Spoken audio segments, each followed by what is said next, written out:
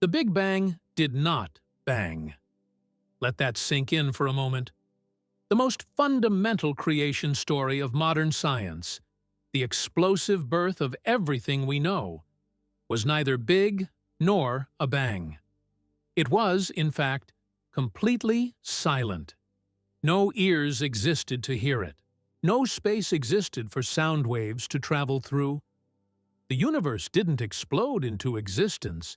It expanded from a point of infinite density and temperature. A singularity where the very laws of physics, as we understand them, break down entirely. Our T1 cosmic origin story begins with something that defies all human intuition, all earthly experience. What if everything you think you know about the universe's birth is fundamentally flawed? You're floating now, in your mind's eye, at the edge of creation itself. If you could rewind time, truly rewind it, what would you see? A moment of divine creation? A quantum fluctuation in the endless void? Or something far stranger, far more unsettling, the universe creating itself in a grand cosmic loop that defies the very nature of cause and effect? Time spirals backward before you. Galaxies contract, stars implode, planets dissolve. Matter and energy flow backward toward a point of convergence so dense, so incomprehensibly small, that your human mind cannot truly grasp it. But I want you to try. I need you to try, because understanding our origins means confronting the impossible. The universe is not just stranger than we imagine. It is stranger than we can imagine. Now hold that thought. Suspend your disbelief. We're about to shatter the comfortable boundaries of conventional understanding. For centuries, we've asked the wrong questions about cosmic origins. We've been obsessed with when the universe began, rather than questioning whether it began at all. We've demanded how without considering if, and in doing so, we've missed something extraordinary. The possibility that the universe is a self-creating system, a closed temporal loop with no beginning and no end, just endless transformation. Look at your hand for a moment. The atoms in your flesh were forged in the hearts of dying stars, cosmic furnaces that existed billions of years ago. Your body is made of star remnants, cosmic debris reassembled into consciousness. You are the universe experiencing itself, and when you ask about the universe's birth, you are, in a very real sense, the universe asking how it came to be. Does that not strike you as profoundly circular, as potentially meaningful? The question of cosmic origins isn't just academic, it's existential. It cuts to the core of everything we think we know about reality. If the universe could somehow create itself, could somehow exist as its own parent and child simultaneously, then causality, as we understand it, is merely a limited perspective, not an absolute truth. Time itself becomes suspect. Before we go further, let's establish what conventional wisdom tells us. Approximately 13.8 billion years ago, all matter, energy, space, and time erupted from a point of infinite density. In a process we call the Big Bang, everything, every atom in your body, every photon of light, every neutrino zipping through space, traces back to that singular moment of creation. But here's the first fracture in that narrative. What existed before? Science traditionally responds with silence or circular reasoning. There was no before, some physicists will tell you, because time itself began with the Big Bang. But that's not an answer. It's an evasion, a linguistic sleight of hand. that masks our ignorance with semantics. If time began with the Big Bang, what triggered that beginning? If nothing triggered it because there was no before, then we've created an effect without a cause, a fundamental violation of everything we understand about physical reality. The universe becomes a magic trick with no magician, an effect without a cause, a child with no parent. Unless, of course, the universe is its own parent. Consider a different perspective. What if the universe has always existed, cycling through infinite configurations, expansions, and contractions? What if the Big Bang was not a beginning, but a transition, a cosmic inhale following an equally massive exhale? What if linear time is simply how limited beings like ourselves perceive something far more complex and interconnected? The ancient Hindus imagined time as cyclic, an eternal wheel turning through ages of creation, preservation, and dissolution. The universe breathes in and out across vast epochs, called kalpas, each spanning billions of years. Modern cosmology, with theories of cosmic inflation and potential multiverses, doesn't look entirely different from these ancient insights, or perhaps the truth is even stranger. Quantum mechanics. That realm of physics governing the impossibly small suggests that at the quantum level, effect can sometimes precede cause. Particles can appear to communicate instantaneously across vast distances. The solid foundation of causality grows fuzzy, indistinct at its edges. What if the universe operates on quantum principles at its birth? What if cause and effect are not absolute, but relative? A local phenomenon rather than a universal law. You're floating again, approaching that primordial singularity, that point of infinite density that conventional physics cannot describe. The closer you get, the more the familiar laws of nature break down. Space bends beyond recognition. Time distorts until before and after lose all meaning. Matter and energy become indistinguishable. At this boundary of comprehension, we confront the limits of human understanding. Our mathematics falters. Our theories contradict themselves. Our instruments cannot probe further. We reach a cognitive horizon beyond which our minds, evolved to navigate the medium-sized world of predators and prey, cannot safely travel. And yet, we must try. We must push against the boundaries of the conceivable. Because the alternative, accepting ignorance as inevitable, betrays our fundamental nature as curious beings. So let us approach the singularity together, armed with the tools of modern physics, philosophy, and imagination. The conventional story tells us that in the first infinitesimal fraction of a second after the Big Bang, a period so brief that it makes a millisecond seem like an eternity, the universe underwent a period of explosive expansion called cosmic inflation. Space itself stretched faster than the speed of light, doubling in size every 10^37 seconds. This inflationary period explains why the universe appears flat and uniform in all directions. It explains why regions of space that should never have been in contact somehow share the same temperature and physical properties. It resolves paradoxes and answers questions that the standard Big Bang theory cannot address, but inflation creates its own mysteries. What caused inflation to begin? What caused it to end? And most importantly, what existed before inflation started?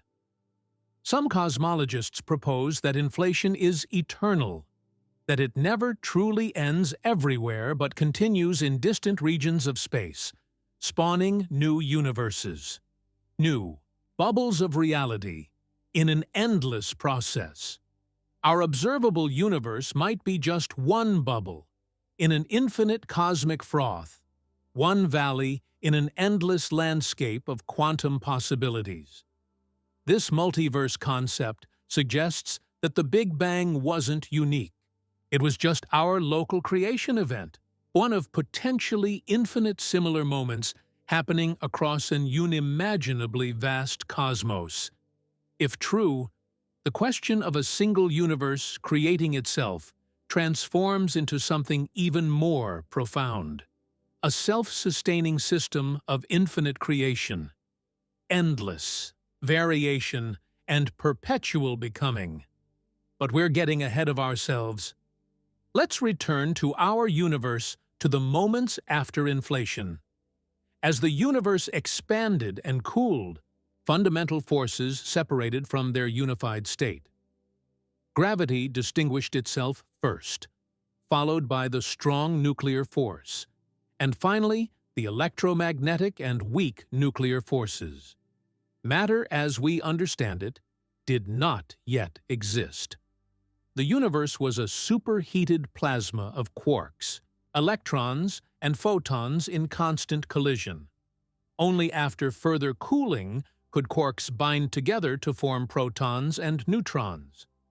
Eventually, these particles formed the first atomic nuclei, primarily hydrogen with traces of helium and lithium. For hundreds of thousands of years, the universe remained opaque, filled with charged particles that scattered light in all directions.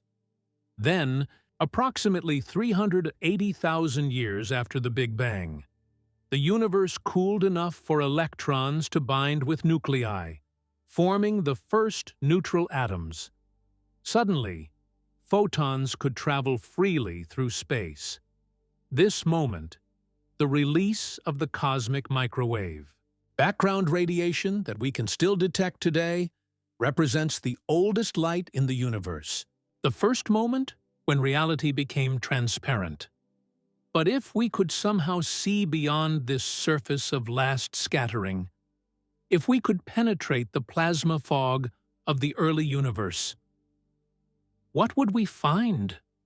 Would we discover the moment of creation itself? Or would we find something far more puzzling, a universe that somehow loops back on itself, creating conditions for its own birth? This brings us to one of the most provocative theories in modern cosmology, the idea that our universe might have emerged from the collapse of a previous universe, that black holes, those cosmic drains where matter and energy disappear from our observable reality, might serve as wombs for new universes. Imagine it. A massive star collapses under its own gravity, forming a black hole. Inside this black hole, space and time behave in ways we cannot directly observe. Matter compresses to infinite density. But what if this process, this ultimate compression, somehow triggers a new Big Bang? In another realm? Another dimension? Another timeline? If our universe emerged from the collapse of matter in a parent universe, and if black holes in our universe create daughter universes, then reality becomes an infinite branching structure, each universe giving birth to countless others, in an eternal process of cosmic reproduction. But this theory raises a disquieting possibility. Could our universe be its own parent? Could the chain of cosmic causality somehow loop back on itself, creating a closed temporal circuit, where effect becomes cause and cause becomes effect? Could the universe make itself? Before dismissing this as scientific fantasy, consider the insights of Einstein's general relativity.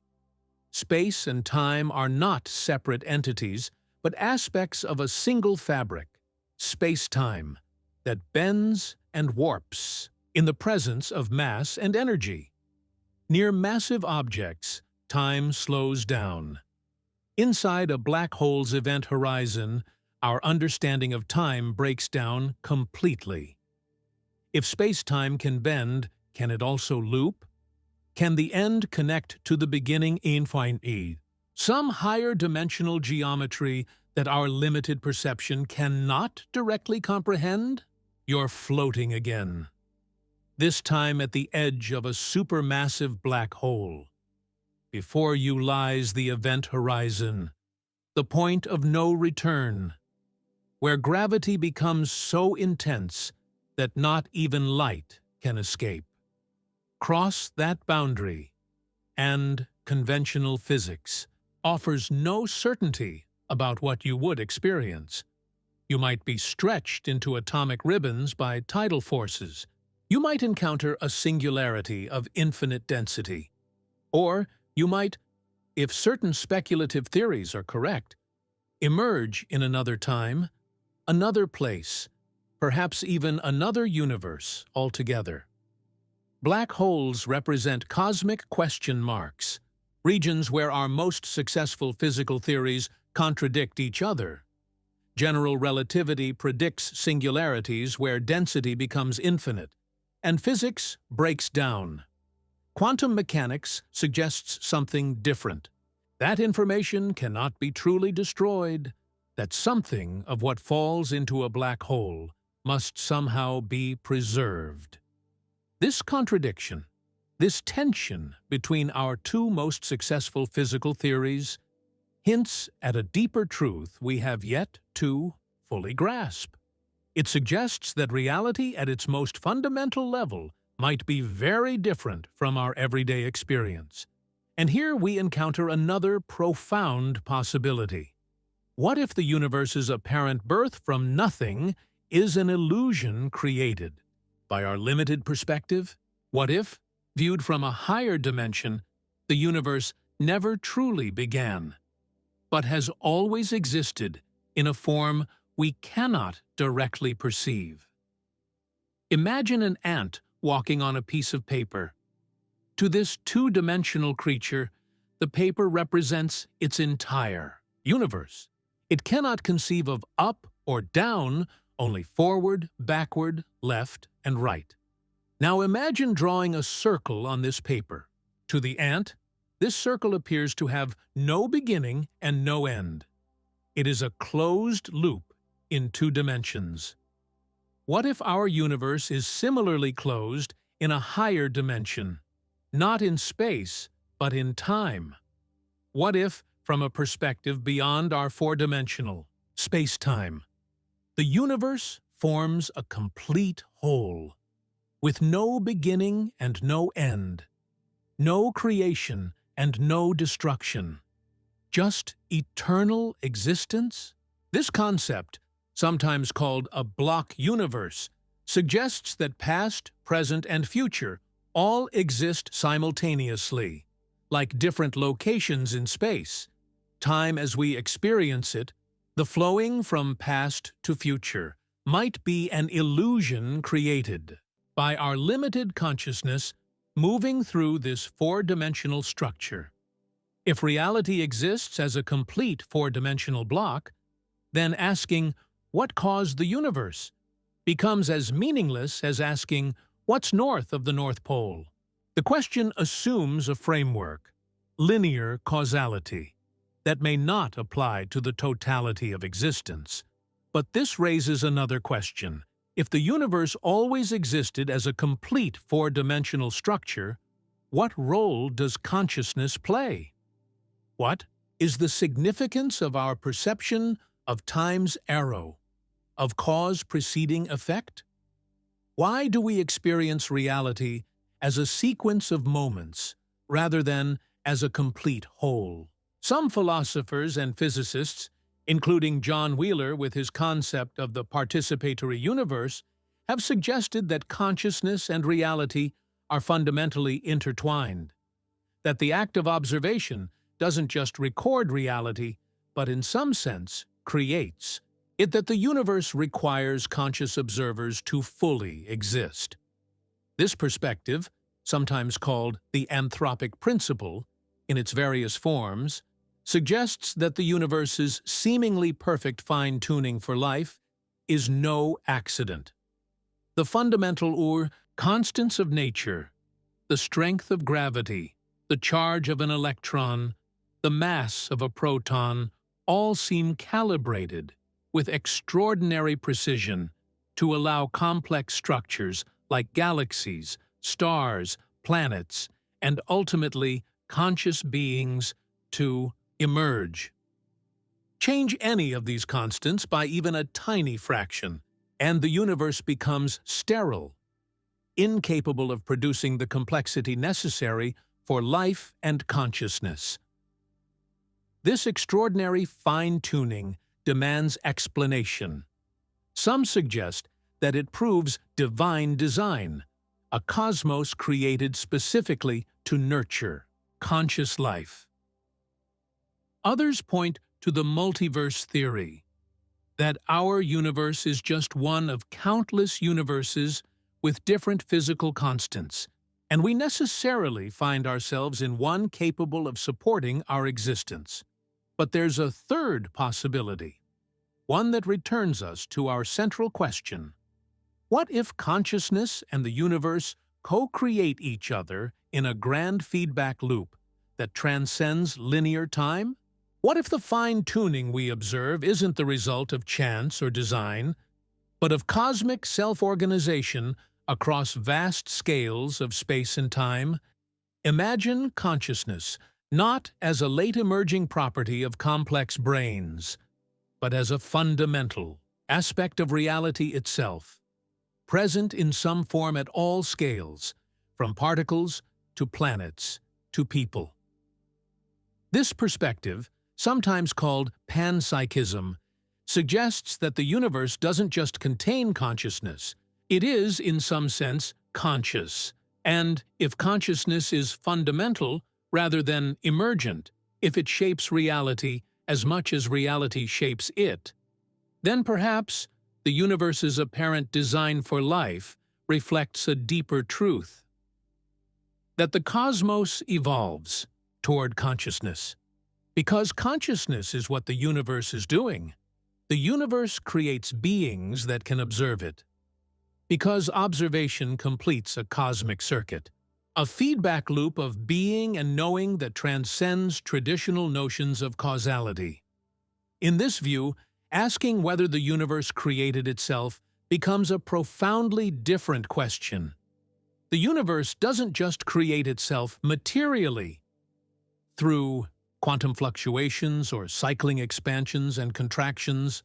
It creates itself through the emergence of beings capable of comprehending it, of containing it within their understanding, of completing the circuit between existence and awareness. You, yes, you, listening to these words right now, are not separate from this process. You are not merely a product of cosmic evolution, but an active participant in the universe's ongoing creation. Your consciousness, your awareness, your understanding. These are not epiphenomena, not mere side effects of brain chemistry, but fundamental aspects of reality coming to know itself. When you look at the night sky, when you contemplate the billions of galaxies revealed by our most powerful telescopes, when you consider the possibility that the universe somehow created itself, you are the universe engaging in self-reflection. You are the cosmos contemplating its own existence. And this brings us to another possibility. What if the universe created itself through observation? What if the act of measurement, the interaction between observer and observed, somehow collapses potential into actuality, possibility into reality? Quantum mechanics suggests something like this happens at the subatomic scale. Particles exist in states of superposition, being potentially everywhere and nowhere simultaneously. Until measured, the act of observation appears to collapse these possibilities into a single definite reality. What if the universe itself began as a quantum system, existing in a state of pure potential until collapsed into definite existence by some form of measurement or observation. But this creates an apparent paradox. If observation created the universe, what existed to do the observing? How can consciousness emerge from a universe that requires consciousness to emerge? This seeming paradox dissolves if we abandon strict, linear thinking. If consciousness and reality co-create each other across dimensions of existence that transcend our conventional understanding of time, then the apparent chicken and egg problem, of which came first, the universe or consciousness, becomes irrelevant. Both always existed in a relationship of mutual creation.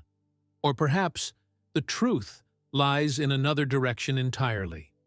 Perhaps the universe emerges not from nothing, not from a previous universe, not from conscious observation, but from mathematical necessity.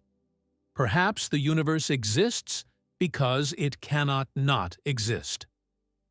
The late physicist John Wheeler captured this idea in his famous phrase, "It from bit."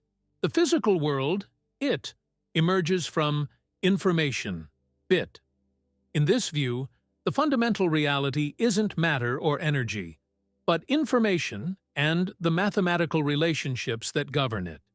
If mathematics represents absolute truth, if, as Galileo suggested, the universe is written in the language of mathematics, then perhaps our cosmos exists because it represents a mathematically consistent solution to the equations of reality. Perhaps all mathematically possible universes exist, and ours is simply one expression of an infinite landscape of mathematical structures. This perspective, sometimes called mathematical Platonism, suggests that the universe doesn't need a creator or a cause because it emerges necessarily from the structure of mathematics itself. The universe exists because its non-existence would represent a mathematical contradiction. But this raises yet another question.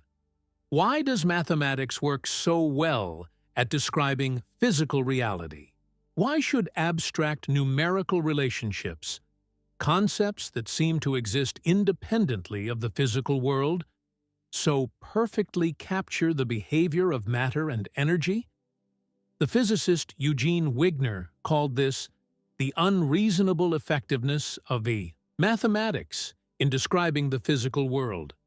It suggests either that mathematics is somehow built into the fabric of reality itself, or that our minds have evolved to perceive reality in mathematical terms, because such perception confers evolutionary advantages. Either way, the deep connection between mathematics and physical reality hints at something profound about the nature of existence, something that might help us understand how the universe could, in some sense, create itself.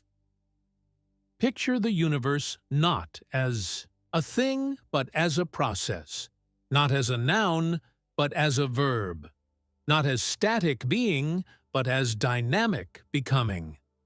In this view, the universe isn't something that was created once and now simply exists. It's something that creates itself continuously, at every moment, through the ongoing interaction of its components. Every atom, every particle, every field, all participate in this continuous creation, this endless transformation of potential into actuality. The universe doesn't just expand in space, it unfolds in possibility, constantly becoming what it wasn't before. And if we extend this thinking to its logical conclusion, we arrive at a startling possibility.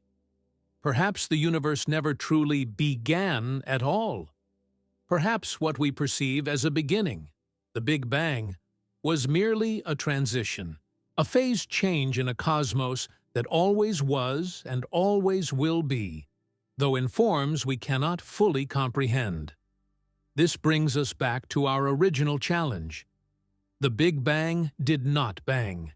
It did not explode into pre-existing space, but created space itself as it expanded. It did not occur at a specific location, but everywhere simultaneously.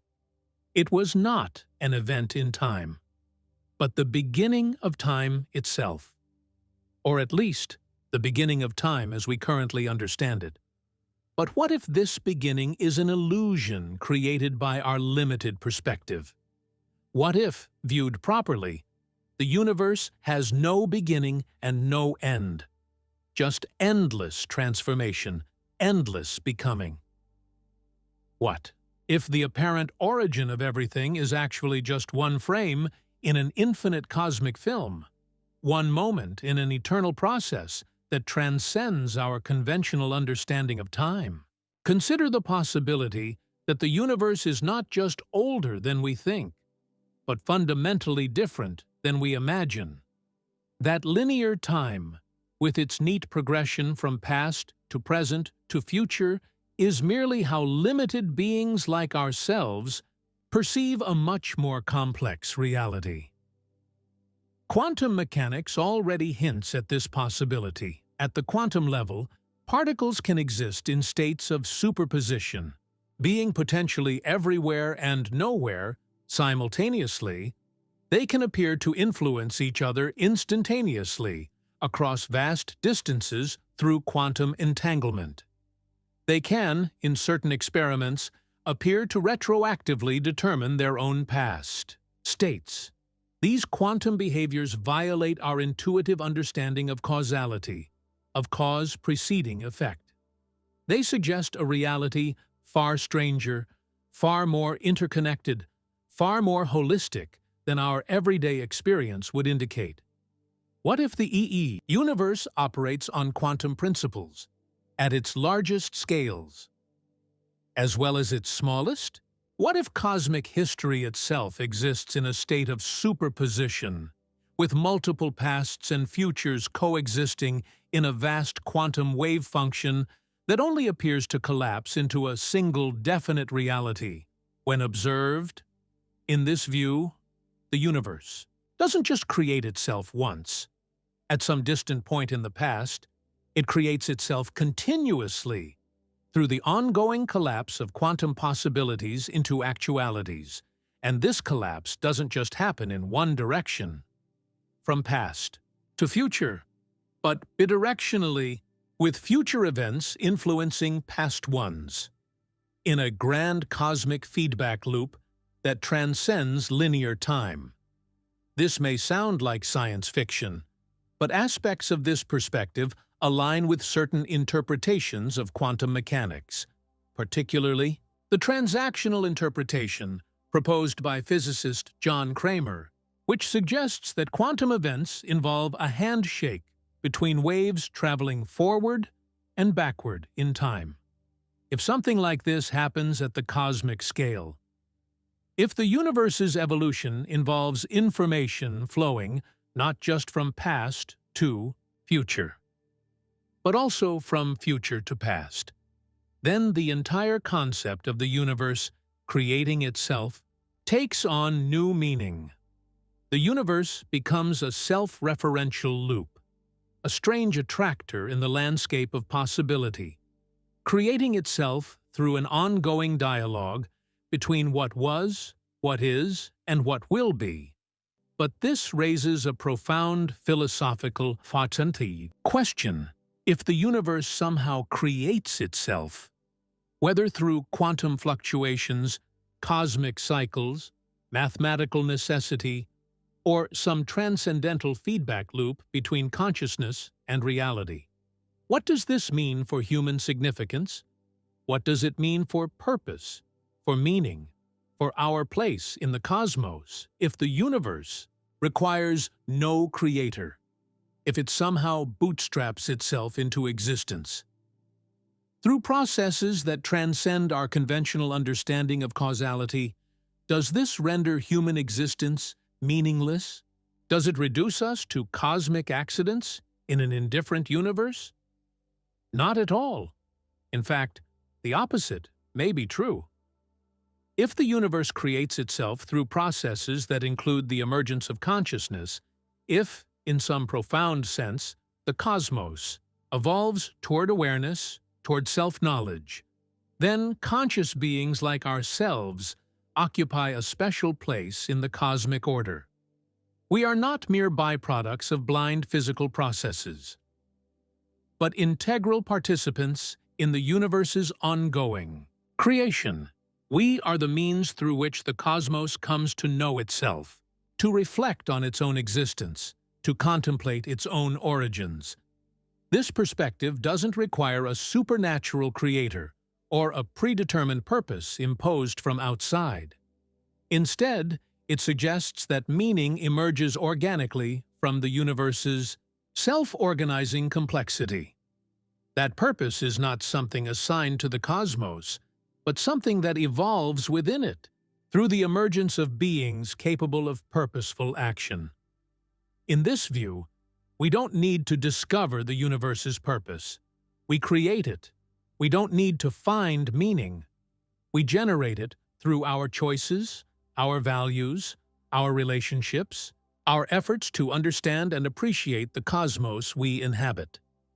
And this brings us back to our central question. Did the universe make itself? The honest answer is that we don't know, at least not with certainty. We have theories, models, mathematical frameworks that suggest possibilities. We have observations that constrain those possibilities. But we stand at the edge of human knowledge, peering into a mystery that may exceed our cognitive capacity. Yet the question itself matters profoundly. In asking how the universe began, or whether it began at all, we confront the limits of human understanding. We push against the boundaries of the conceivable. We venture into realms where conventional thinking falters, and new modes of comprehension become necessary. And in doing so, we participate in something extraordinary. The universe's attempt to understand itself through the consciousness it has evolved. We become, in a very real sense, the universe asking about its own origins. So as we journey deeper into cosmic history, as we approach that primordial moment, when everything we know emerged from conditions we can barely comprehend, remember this: you are not separate from this process. You are not merely an observer, but a participant. Your consciousness, your curiosity, your capacity for wonder. These are not incidental to the cosmos, but essential aspects of its ongoing creation. The universe is not just something that happened long ago.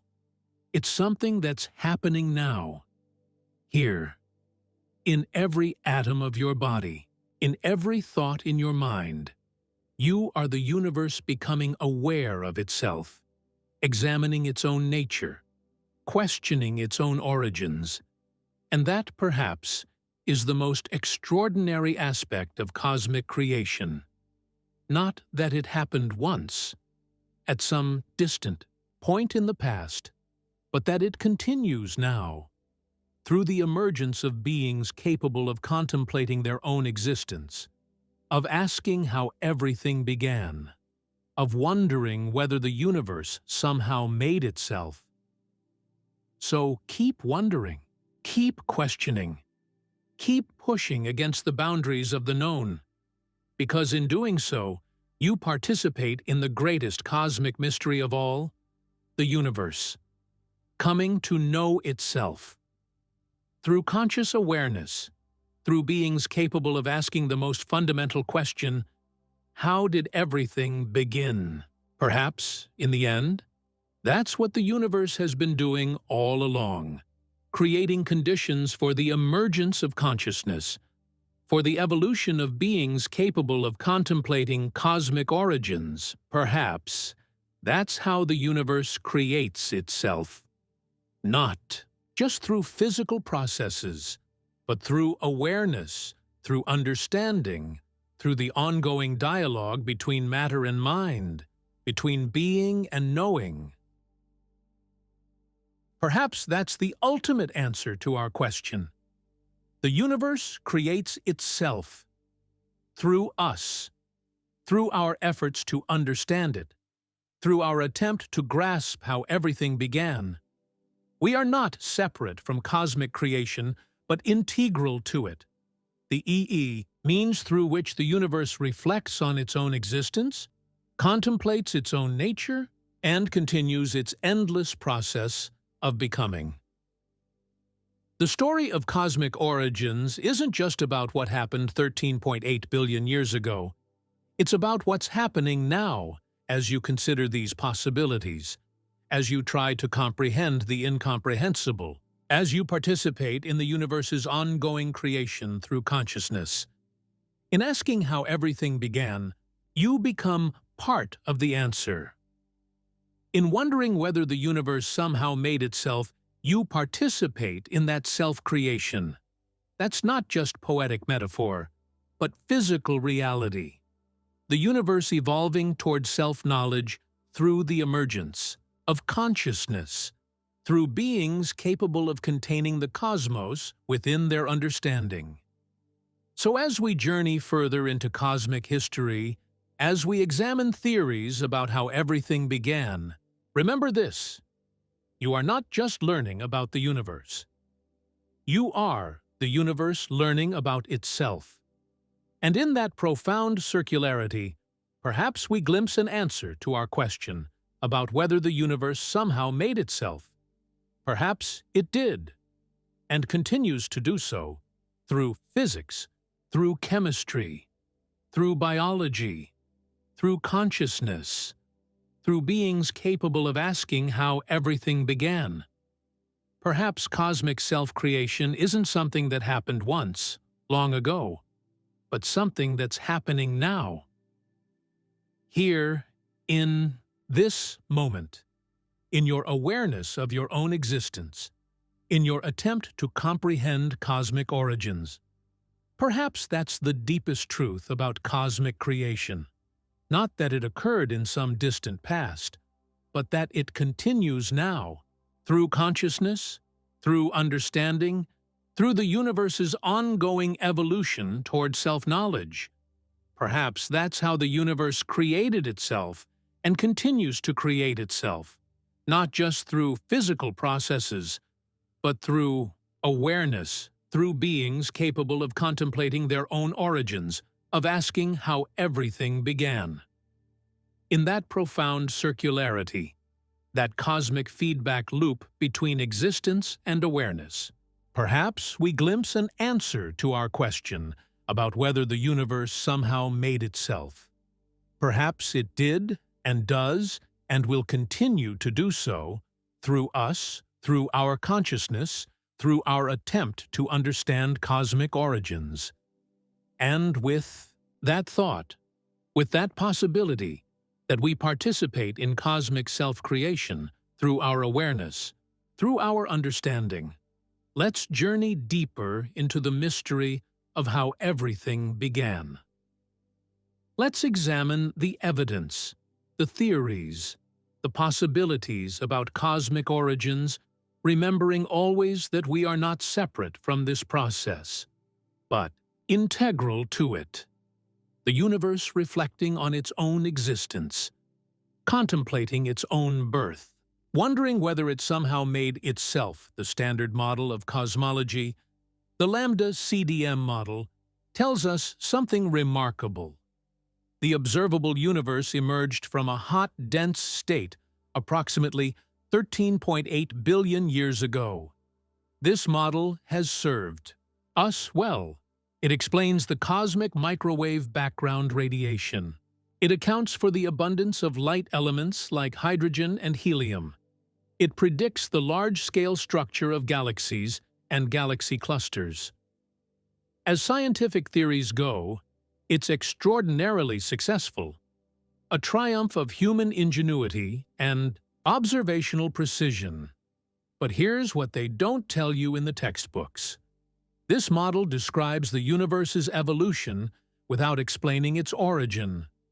It characterizes what happened after the beginning, without addressing the beginning itself.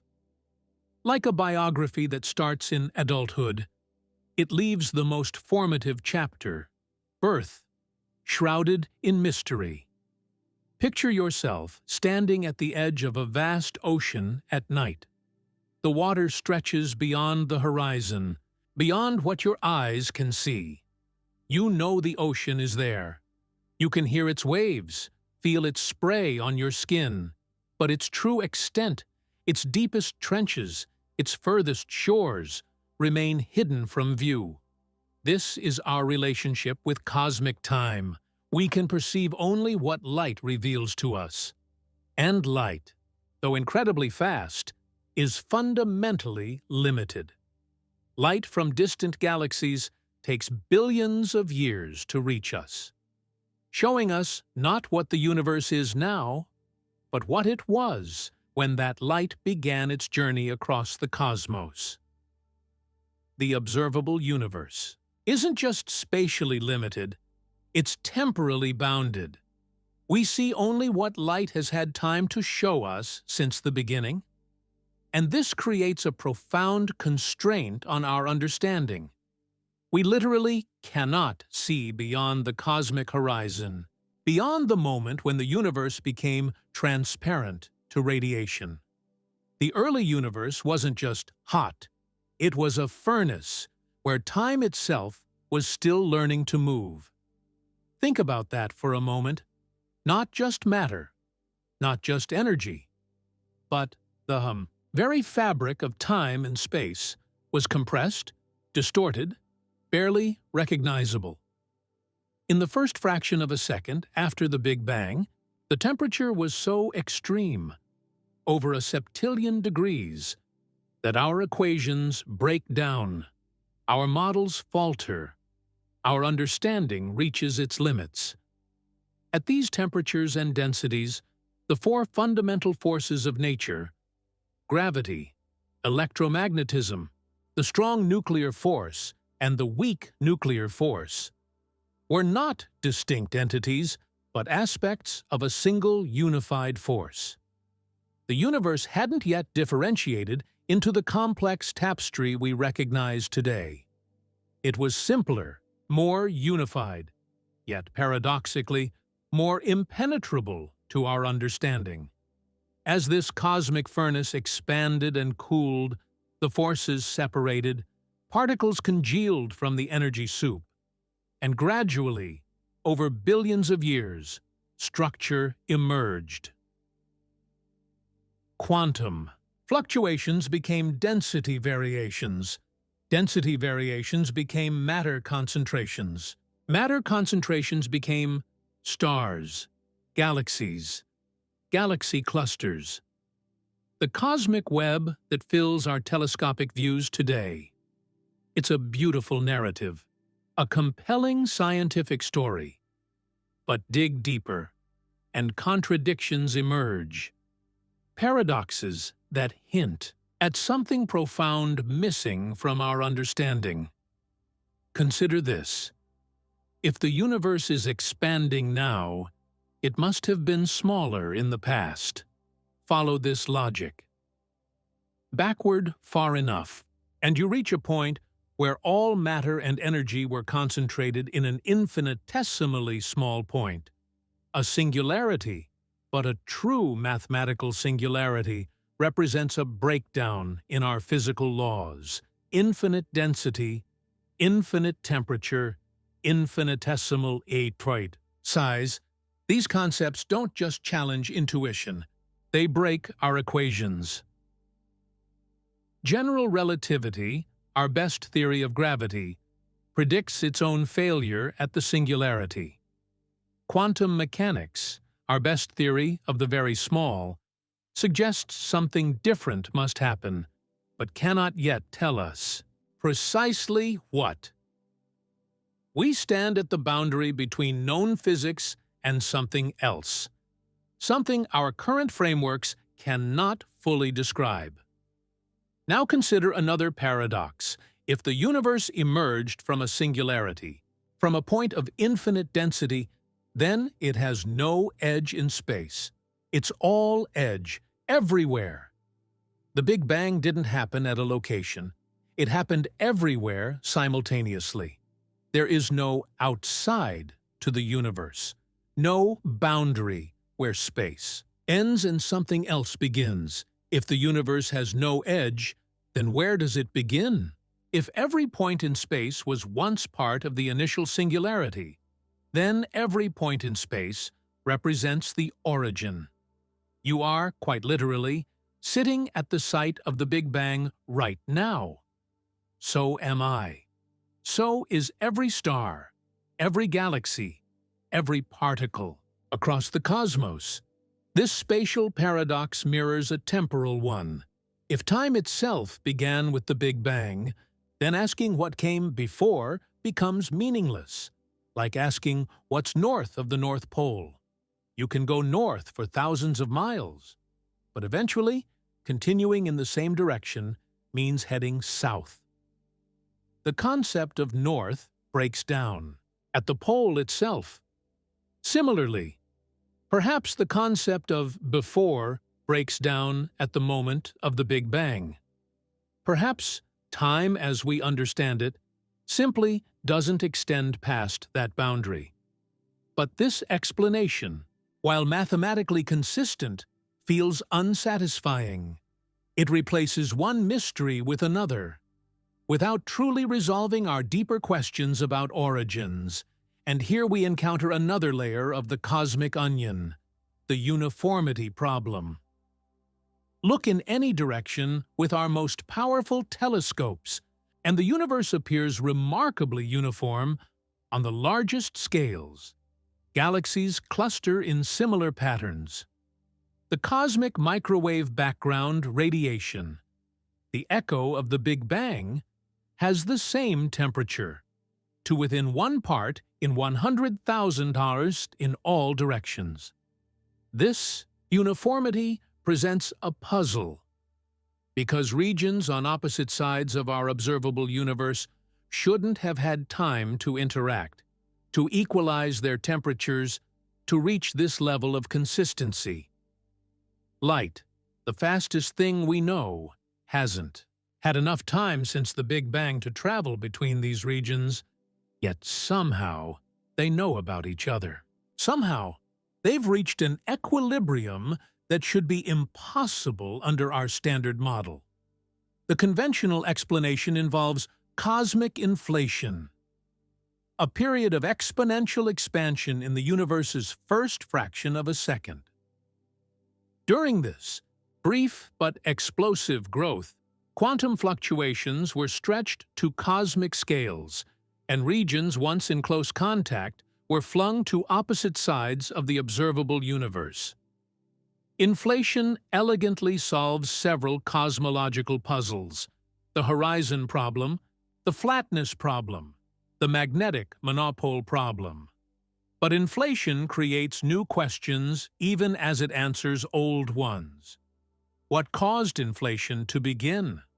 What made it end? And most critically for our exploration, what existed before inflation started? Some cosmologists propose that inflation is eternal, that it continues forever in some regions of space, while ending in others, creating bubble universes in an endless process. Our observable universe would be just one bubble in an infinite cosmic foam, one valley in an endless landscape of quantum possibilities. This multiverse concept transforms our question about a single universe creating itself into something even more profound: an eternal process of creation, an infinite landscape of realities with no beginning and no end, just endless transformation and variation. But another perspective suggests something else entirely. What if the apparent expansion of the universe is an illusion created by our limited vantage point? What if, instead of space expanding, matter is contracting? What if every atom, every particle, is slowly shrinking, creating the appearance of expanding space. Without space itself actually changing? This alternative model, while mathematically equivalent to expansion in many ways, suggests a fundamentally different conceptual framework, different way of understanding cosmic evolution that might reveal new insights about origins. Or consider an even more radical possibility. What if the linearity of time is itself an approximation, a local phenomenon rather than a universal constant? What if, at the largest scales, time behaves differently than our everyday experience? Suggests, what if causality itself, the principle that causes precede effects, breaks down under extreme conditions or at fundamental scales?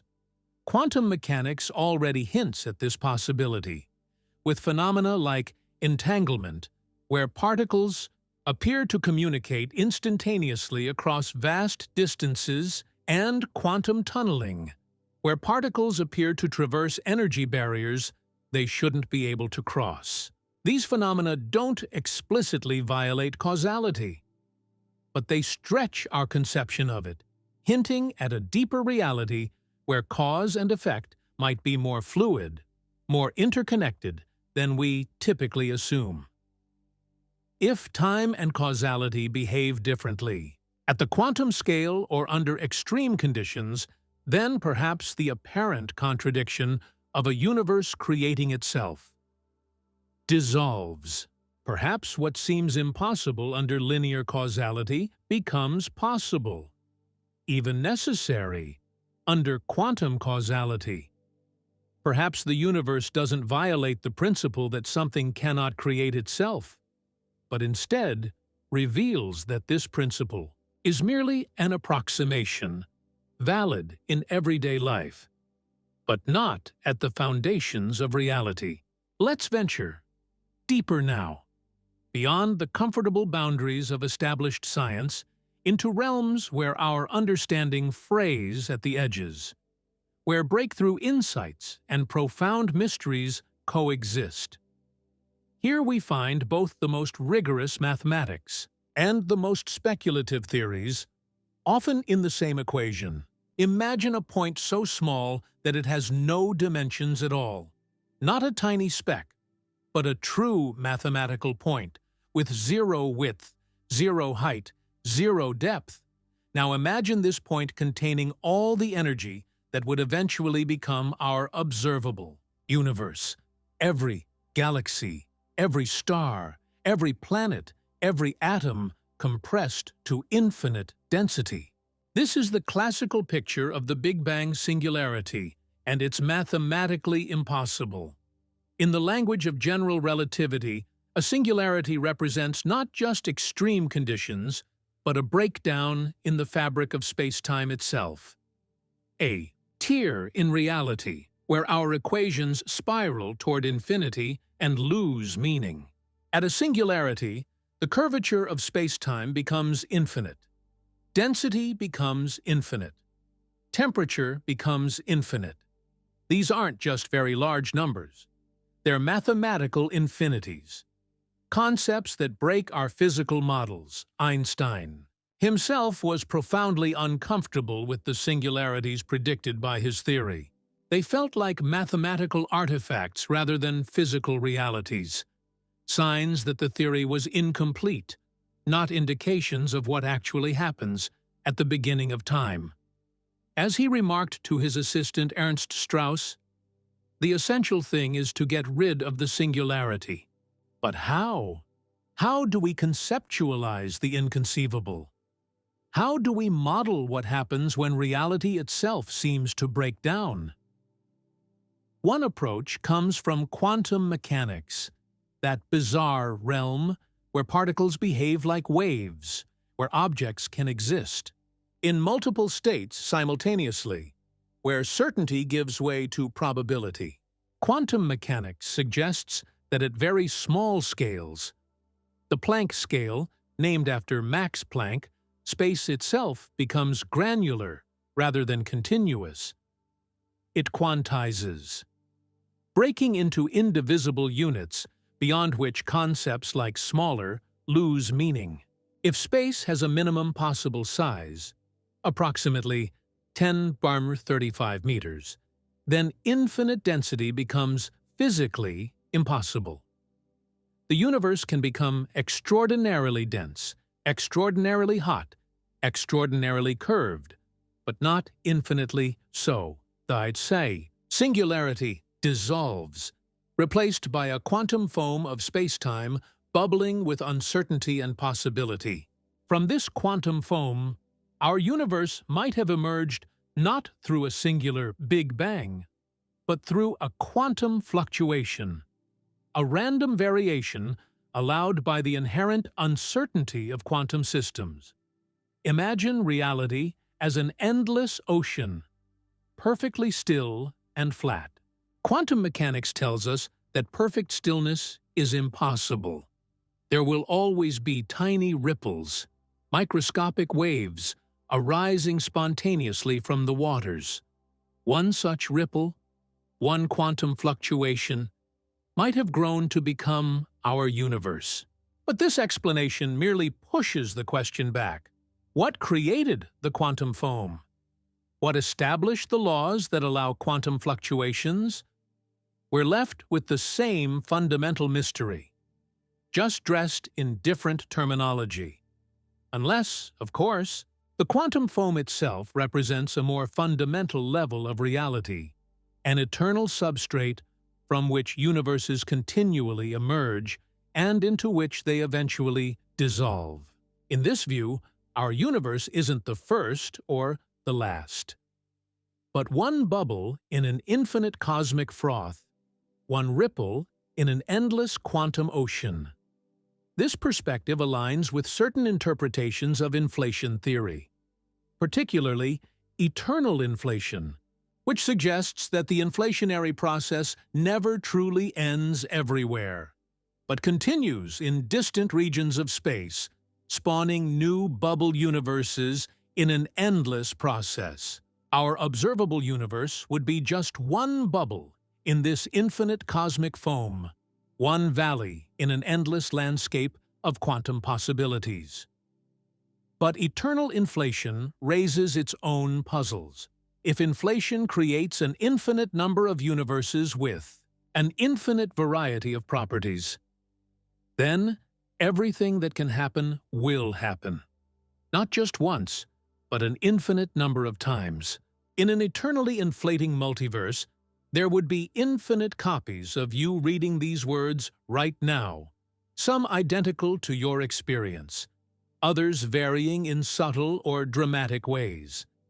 This concept, sometimes called the measure problem in cosmology, creates a crisis in probability.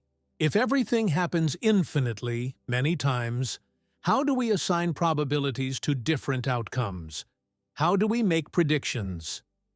In a multiverse where every possibility occurs somewhere, some theorists propose mathematical frameworks to address this problem, suggesting ways to calculate meaningful probabilities, even in an infinite multiverse. Others see the measure problem as a fatal flaw in the concept of eternal inflation, a sign that we need a different approach altogether. One such alternative comes from loop quantum cosmology, an application of loop quantum gravity to the early universe. This theory suggests that the Big Bang wasn't the beginning of time, but a big bounce, a transition from a previous contracting phase to our current expanding phase. Imagine reality as a cosmic heartbeat, rhythmically expanding and contracting across vast epochs. In this model, the apparent singularity of the Big Bang resolves into a smooth transition, a cosmic bounce, where density and temperature reach tremendous but finite values before expansion begins. The Big Bounce model creates a different kind of self-creating universe, not one that emerges from nothing, but one that cycles eternally. With each expansion phase seeding the contraction, that will eventually lead to the next bounce. There's no need for a beginning or an end, just endless transformation, endless cycles of cosmic evolution. But this cyclic model faces its own challenges.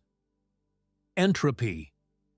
The measure of disorder in a system increases over time according to the second law of thermodynamics. In a cyclic universe, entropy would accumulate across cycles, making each bounce different from the last. Unless some mechanism resets entropy at each bounce, a cyclic universe would still require a beginning. A first cycle with minimum entropy. Some theorists propose mechanisms for entropy reversal or cosmic renewal at each bounce. Others suggest that certain properties might vary from cycle to cycle, creating an evolving multiverse of sequential universes rather than parallel ones. But these remain speculative extensions of an already speculative framework. Yet another approach comes from string theory, the controversial framework that suggests fundamental reality consists not of point-like particles, but of tiny, vibrating strings whose different oscillation patterns create the particles we observe. String theory requires extra spatial dimensions, beyond the 3 we experience, typically 10 or 11 total dimensions, with the extras compactified or curled up to submicroscopic size. These extra dimensions create an enormous landscape of possible vacuum states, different configurations of these hidden dimensions that would manifest as universes with different physical laws. In the string theory landscape, our universe, with its specific constants and laws, would be just one valley among approximately 10,500 possibilities.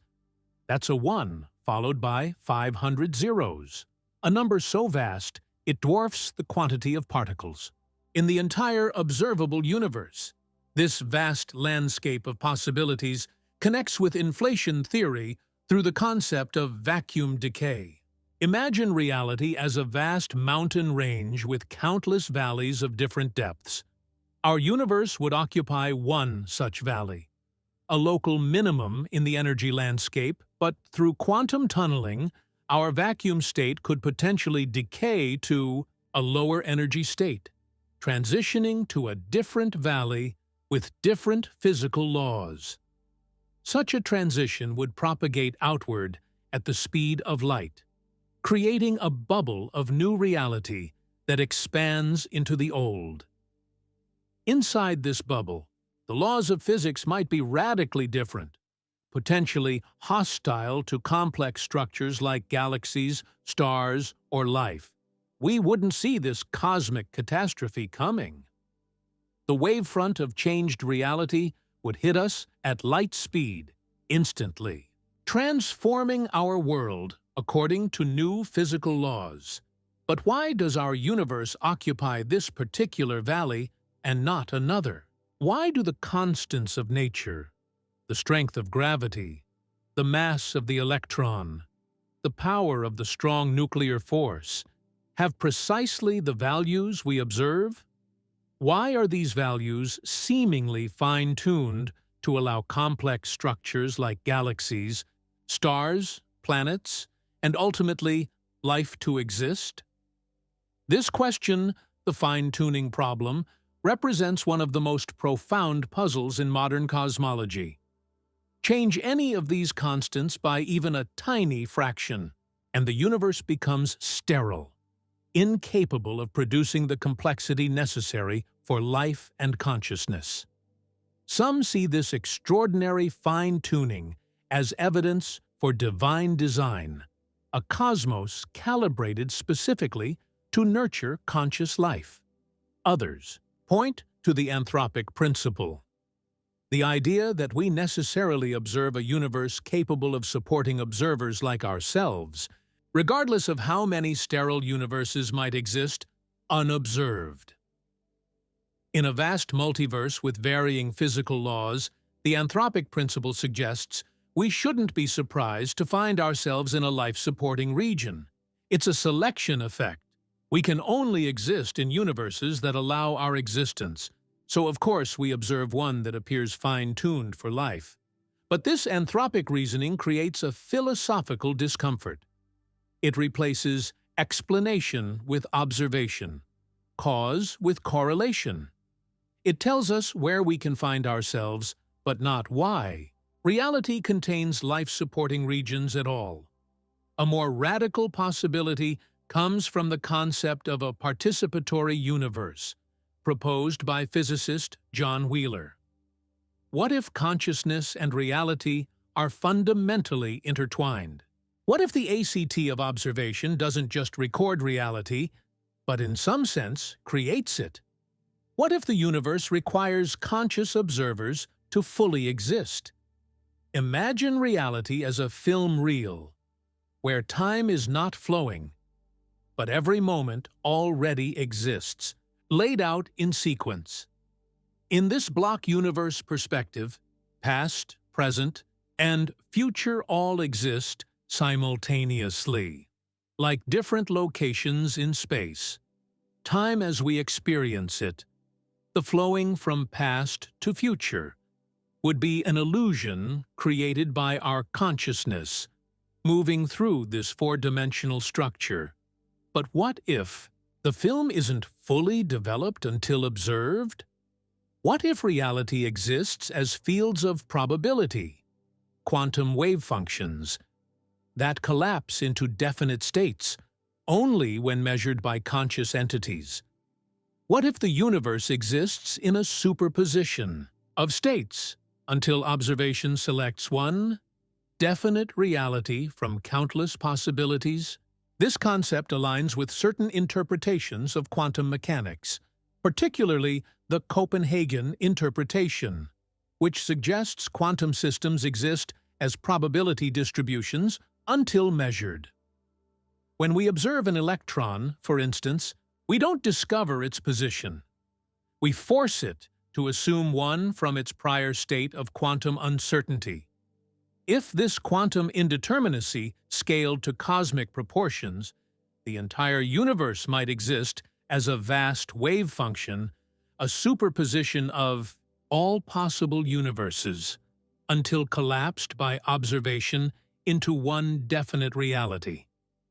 The universe wouldn't just create itself materially, but would create itself through the emergence of conscious observers, capable of collapsing quantum possibilities into actualities.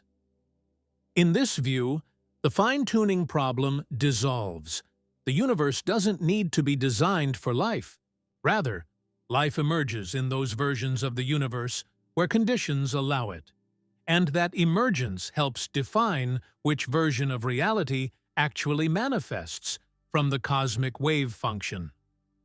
But this perspective creates its own temporal paradox. If observation creates the universe, what existed to do the observing? How can consciousness emerge from a universe that requires consciousness to emerge? This seeming paradox dissolves if we abandon strict linear thinking. If consciousness and reality co-create each other across dimensions that transcend our conventional understanding of time. Then the apparent chicken and egg problem, of which came first. The universe, or consciousness, becomes irrelevant. Both always existed in a relationship of mutual creation.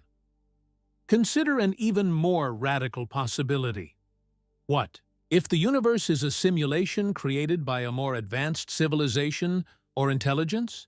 What if what we perceive as physical reality is actually a computed construct, a vastly complex program running on an inconceivably powerful computer? This simulation hypothesis, popularized by philosopher Nick Bostrom, suggests that if any civilization reaches a post-human stage, capable of running highly detailed ancestor simulations, they would likely run many such simulations. Given the potential numbers involved, the majority of conscious experiences would exist in simulations, rather than base reality. But this merely pushes the question back: who created the simulators? What universe do they inhabit? And how did it begin? The simulation hypothesis doesn't solve the problem of cosmic origins. It adds another layer of complexity to an already profound mystery. Unless, of course, the simulations run in a loop, each simulated universe eventually creating civilizations advanced enough to simulate their own universes, which in turn evolve to simulate others, with the loop potentially closing. When a simulation creates the original simulators, in this scenario, the universe would truly create itself, not directly, but through a causal chain that loops back on itself across levels of simulated reality. This might seem like science fiction, but similar concepts of recursive creation appear in serious cosmological theories.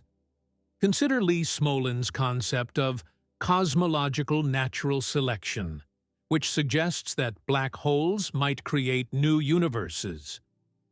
In this model, universes that produce more black holes create more daughter universes, leading to an evolutionary process that selects for black hole production.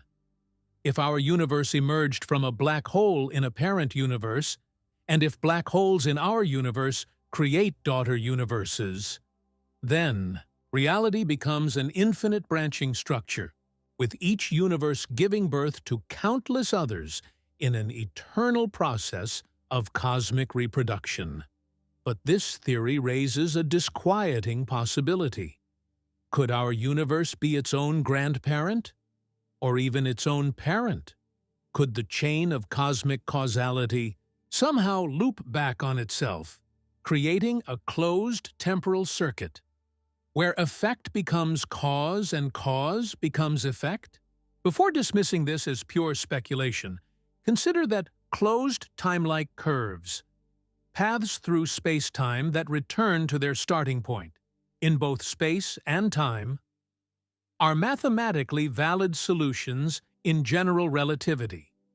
While they require exotic conditions like negative energy densities or rotating universes, they aren't explicitly forbidden by our current physical theories. If space-time can bend enough to create closed temporal loops, then perhaps cosmic history itself forms a closed circuit, not a linear progression from beginning to end, but a self-contained loop with no beginning and no end, just eternal existence and transformation. This brings us to one of the most profound paradoxes in cosmology, the unmoved mover problem. If everything that happens has a cause, then what caused the first cause? What set everything in motion? What created the creator? Traditional perspectives invoke a supernatural entity or force that exists outside the causal chain, something uncaused that causes everything else. But this merely relabels the mystery. Rather than resolving it, it replaces what caused the universe with what caused the uncaused cause, a question equally resistant to conventional explanation. Unless, of course, causality itself is more complex, more interconnected, more non-linear than we typically assume. Unless the concept of a first cause represents a limitation in our thinking, rather than a fundamental aspect of reality. Unless the universe is more like a self-sustaining pattern than a linear sequence of causes and effects. Consider a whirlpool in a flowing stream. The whirlpool has no clear beginning or end. It emerges from the interaction of water and riverbed, existing as a pattern of movement, rather than a thing in itself. It sustains itself through the very flows that created it. It has no first cause, but emerges naturally from the dynamics of the system. What if the universe is similar? Not a thing that was created at a specific moment, but a self-sustaining pattern in something more fundamental? What if reality emerges naturally from mathematical necessity, from the inherent structure of logic and consistency, from the fundamental nature of information and relation? This perspective, sometimes called mathematical Platonism, suggests that the universe exists because its non-existence would represent a logical contradiction. The universe doesn't need a creator or a cause, because it emerges necessarily from the structure of mathematics itself, from the inherent nature of logic, relation, and possibility. But this raises yet another profound question. Why does mathematics work so well at describing physical reality? Why should abstract numerical relationships, concepts that seem to exist independently of the physical world, so perfectly capture the behavior of matter and energy? The physicist Eugene Wigner called this the unreasonable effectiveness of mathematics in describing the physical world. It suggests either that mathematics is somehow built into the fabric of reality itself, or that our minds have evolved to perceive reality in mathematical terms, because such perception confers evolutionary advantages either way. The deep connection between mathematics and physical reality hints at something profound about the nature of existence, something that might help us understand how the universe could, in some sense, create itself. Now let's venture even deeper into territories where conventional understanding falters completely, where paradox becomes not a problem to solve, but a window into a deeper truth. Here we find questions so profound, so resistant to conventional explanation, that they force us to reconsider the nature of reality itself. Consider Zeno's paradoxes, ancient Greek thought experiments that reveal the conceptual difficulties in understanding infinity and continuity. In the famous dichotomy paradox, Zeno argued that to reach any destination, you must first travel half the distance, then half the remaining distance, then half of what still remains, and so on, infinitely. Since there are infinitely many such steps, how can you ever arrive?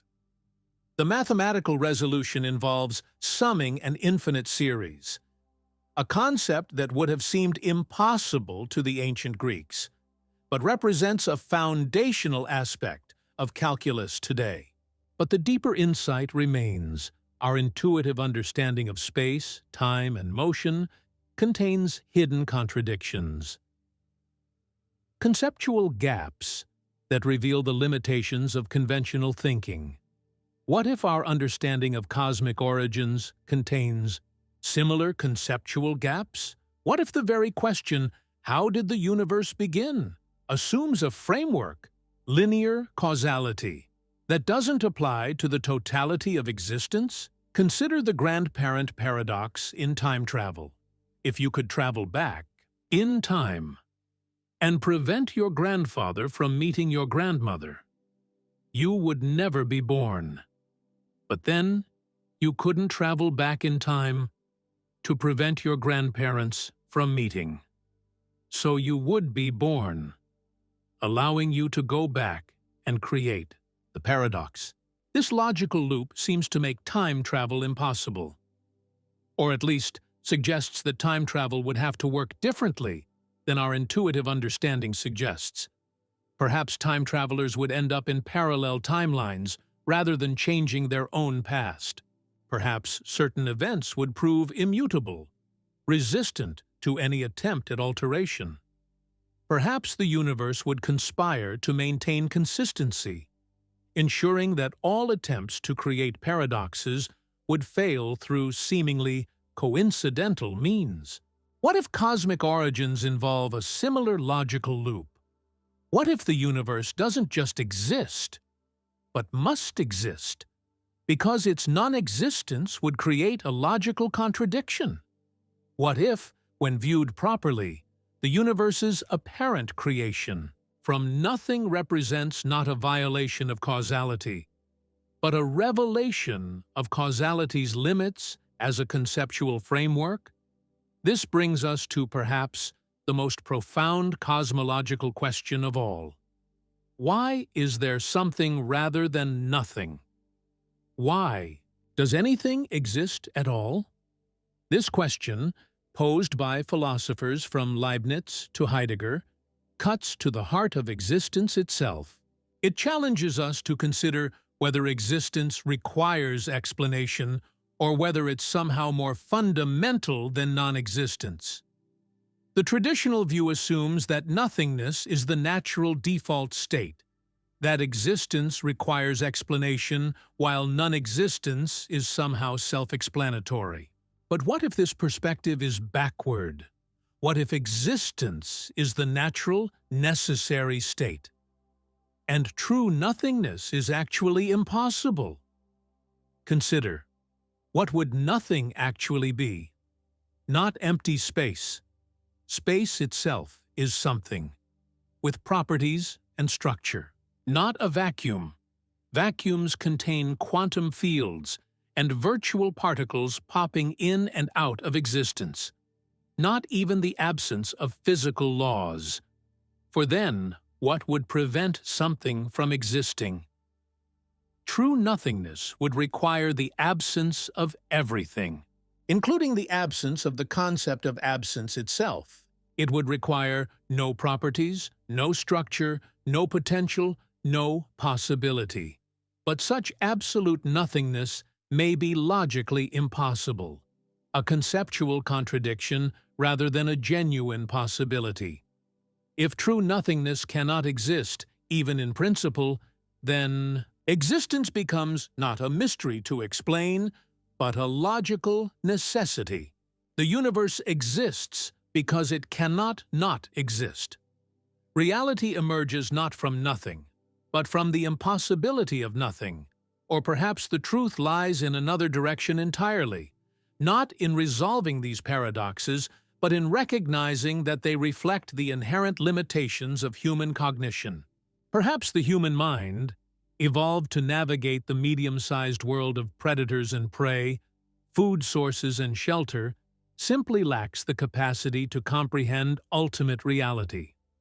Perhaps our cognitive architecture, the way our brains process information and construct understanding, imposes conceptual frameworks that distort rather than reveal the deepest truths about existence. Consider how differently other species perceive reality. Bats navigate through echolocation, perceiving the world through sound reflections rather than visual images. Mantis shrimp can see polarized light and have receptors for up to 16 different spectral channels, compared to our 3.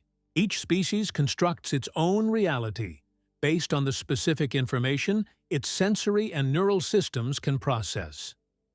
What if human cognition similarly constructs a particular version of reality, one that works well enough for survival and reproduction, but doesn't capture the fundamental nature of existence? What if our concepts of time, causality, origin, and creation are not universal truths, but species-specific cognitive frameworks, useful approximations, rather than accurate representations of ultimate reality? This perspective doesn't solve the mystery of cosmic origins, but it reframes it as potentially unsolvable within our current cognitive frameworks. It suggests that understanding how the universe began, or whether it began at all, might require transcending human cognition, developing new conceptual frameworks, new mathematics, new ways of thinking that extend beyond our evolved cognitive limitations. And yet, despite these profound limitations, we continue to push against the boundaries of the conceivable. We develop mathematical models like eternal inflation, loop quantum cosmology, and string theory that stretch our understanding to its limits. We build increasingly powerful telescopes and particle accelerators. to probe the earliest moments of cosmic history and the fundamental structure of matter and energy.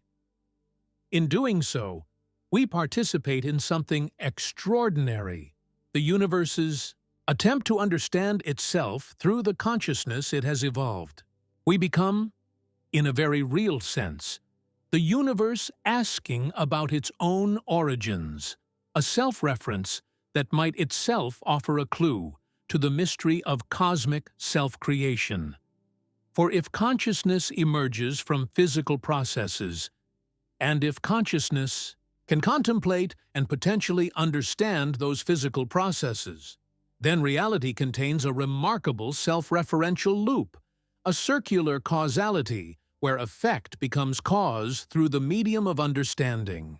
Physical processes create minds. Minds understand physical processes. Understanding shapes future physical processes through conscious action. The loop closes, creating a form of cosmic self-reference that might illuminate how the universe could, in some sense, create itself. This brings us back to our central question. Did the universe make itself? The honest answer remains, we don't know. At least not with certainty. We have theories, models, mathematical frameworks that suggest possibilities. We have observations that constrain those possibilities. But we stand at the edge of human knowledge, peering into a mystery that may exceed our cognitive capacity. And yet, the question itself matters profoundly. In asking how the universe began, or whether it began at all, we confront the limits of human understanding. We push against the boundaries of the conceivable. We venture into realms where conventional thinking falters and new modes of comprehension become necessary. Now, feel the weight of what you've just contemplated. Let it sink into your bones. If the universe created itself, if reality forms a vast causal loop with no beginning and no end, then everything that has ever happened or will ever happen may be predetermined. Your life, your choices, your most private thoughts, all might be etched into the fabric of space-time itself, immutable aspects of an eternally existing whole. Take a moment to truly absorb what that means. The illusion of free will becomes just that, an illusion. The sensation of making choices, of determining your own path, would be merely how predestination feels from the inside. You would be like a character in a novel, convinced of your agency, even as every word of your story was written long ago.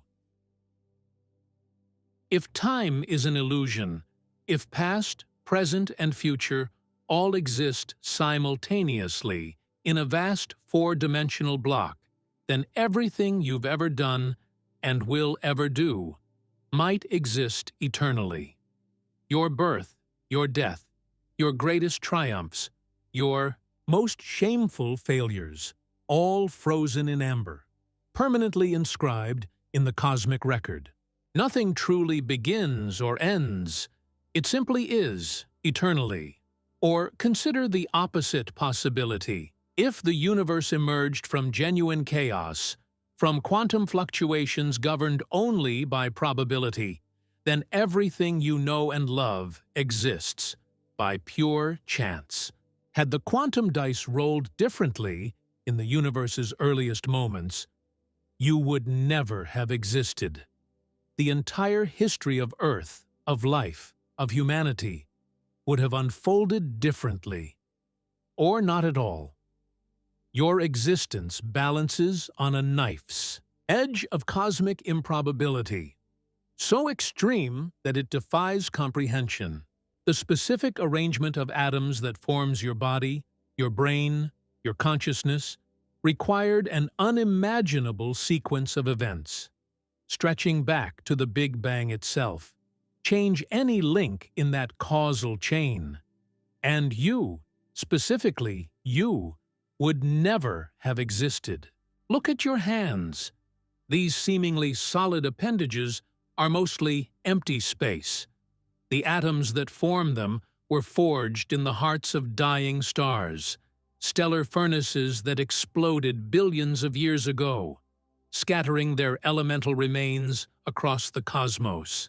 You are, quite literally, made of stardust, the debris of cosmic catastrophe reassembled into conscious form. But that stardust represents only a tiny fraction of what's out there. For every atom of ordinary matter in the universe, there are approximately 5 atoms of dark matter, an invisible substance whose gravity shapes cosmic structure, but which passes through your body at this very moment, without interaction. And even normal matter and dark matter combined account for only about 30% of the universe's total energy content. The remaining 70% consists of dark energy, a mysterious force, accelerating cosmic expansion whose nature remains unknown. This means that roughly 95% of reality consists of substances we cannot directly detect and do not understand. We float in an ocean of mystery, aware only of the surface froth, blind to the abyssal depths beneath. And those depths are unfathomable. The observable universe, the region accessible to our telescopes, extends approximately 93 billion light-years in diameter. That's 93 billion multiplied by 9.5 trillion kilometers. A distance so vast that your mind cannot truly grasp it.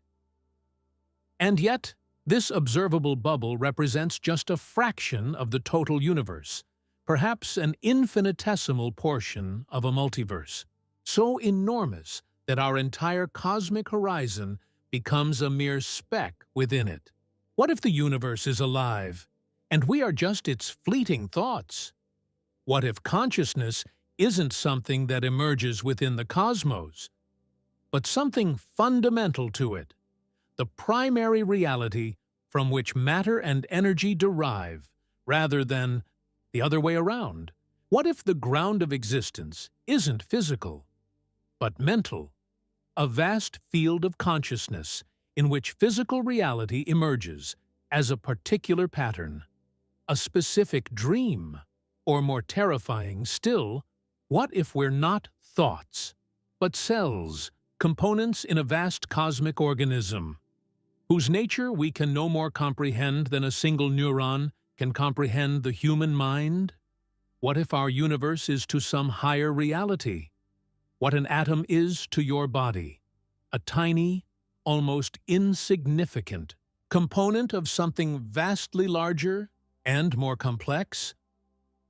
The scale of cosmic time proves equally shattering to human significance. The universe has existed for approximately 13.8 billion years. Human civilization has existed for roughly 10,000 years, less than 1/1,000,000th of cosmic history. Your individual lifespan will occupy about 1/10,000,000th of that civilization's duration. You are, from the cosmic perspective, virtually instantaneous, a momentary flicker in an almost eternal flame. And yet, paradoxically, you contain multitudes. Your brain houses approximately 86 billion neurons, forming quadrillions of connections.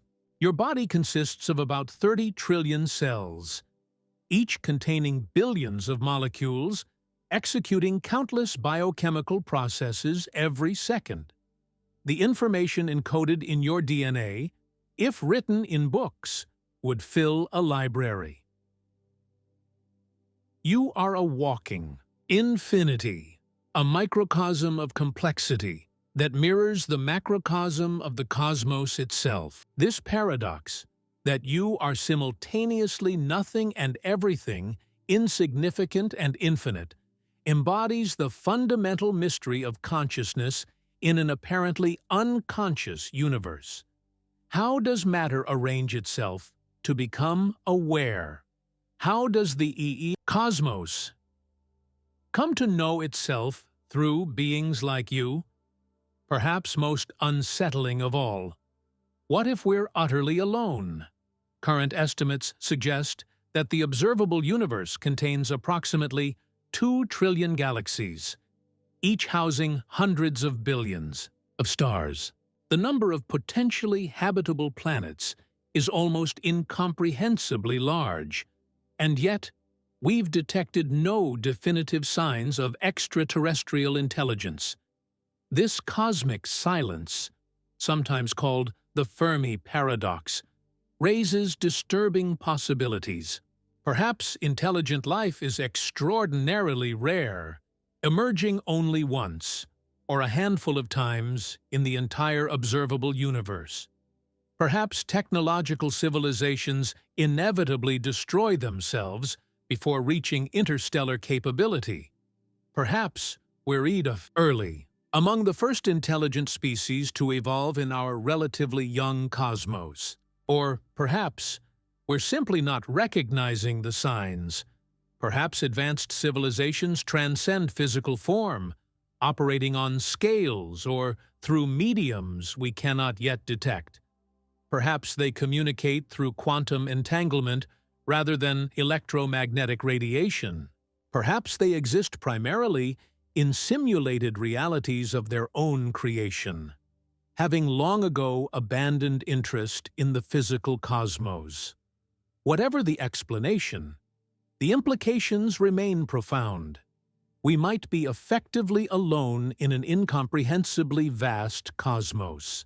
Your species, a collection of upright apes, on a tiny planet orbiting an ordinary star in an unremarkable galaxy, might represent one of the universe's few experiments in self-awareness. The weight of this possibility is staggering. If we are rare, if conscious intelligence represents a cosmic anomaly rather than an inevitability, then our existence carries an enormous responsibility. We become not just witnesses to cosmic evolution, but potentially its only witnesses. The soul consciousness, capable of appreciating the universe's grandeur, of understanding its laws, of preserving its legacy. What if the universe created itself specifically to be known? What if consciousness represents not an accidental byproduct of blind physical processes, but the culmination of cosmic evolution? The means through which the universe achieves self-awareness. What if we are? How the universe knows itself. This perspective inverts the traditional hierarchy of significance. Instead of humanity existing as a cosmic afterthought, a momentary flicker, in an indifferent universe, we become integral to cosmic purpose, not because we were designed or intended, but because, through us, reality achieves something extraordinary. Self-reflection. Through science, art, philosophy, and spirituality, we hold a mirror to existence, allowing it to perceive itself. Feel the vertigo of that possibility. Feel the awesome responsibility it entails. If human consciousness represents one of the universe's rare experiments in self-awareness, then our extinction would constitute not just a local tragedy, but a cosmic one, the loss of a perspective that may exist nowhere else in the vastness of space. And yet, we remain fragile. Our existence threatened by our own actions, by cosmic accidents, by the inherent vulnerability of complex systems. A sufficiently large asteroid impact, a nearby supernova, a gamma-ray burst aimed precisely at our planet. Any of these could end the human experiment in consciousness. Even without external threats, our own technologies, our environmental impacts, our social conflicts could potentially terminate our species' journey. The universe appears indifferent to our survival. The cosmos operates according to physical laws that take no notice of our hopes, our fears, our aspirations. Stars explode. Black holes devour galaxies. Vast structures collide, all without regard. For the tiny beings contemplating these processes from a pale blue dot orbiting an unremarkable star. But perhaps this apparent indifference masks a deeper connection. Perhaps consciousness and cosmos are not separate entities, but aspects of a single reality that comes to know itself through beings like us. Perhaps the universe is not truly indifferent, but simply operating on scales so vast, through processes so complex, that its care for consciousness manifests in ways we cannot directly perceive. Or perhaps meaning, purpose, significance are not properties the universe possesses, but qualities we create through our choices, our values, our relationships, our efforts to understand and appreciate the cosmos we inhabit. Perhaps we don't discover the universe's purpose, but generate it through conscious awareness, through the meaning we assign to existence. This possibility, that significance emerges from consciousness rather than being discovered by it, transforms our relationship with cosmic origins. The question becomes not just how the universe began, but how it achieves meaning through beings capable of assigning it. Not just how matter and energy emerged, but how they evolved to produce consciousness, values, purpose. In this sense, you are not separate from cosmic creation, but integral to it. Not just its product, but its continuation, its evolution, its self-awareness. Your consciousness, your curiosity, your capacity for wonder don't just observe the universe. They extend it. They represent not the endpoint of cosmic evolution, but a new beginning, a transition from unconscious physical processes to conscious ones, from matter and energy simply existing, to reality knowing itself. And now, as we approach the climax of our cosmic journey, let us confront a possibility so profound, so unsettling, that it transforms everything we've considered thus far. What if the universe is dying? Not in the distant future, but right now, in this very moment? Current observations confirm that the universe is expanding at an accelerating rate.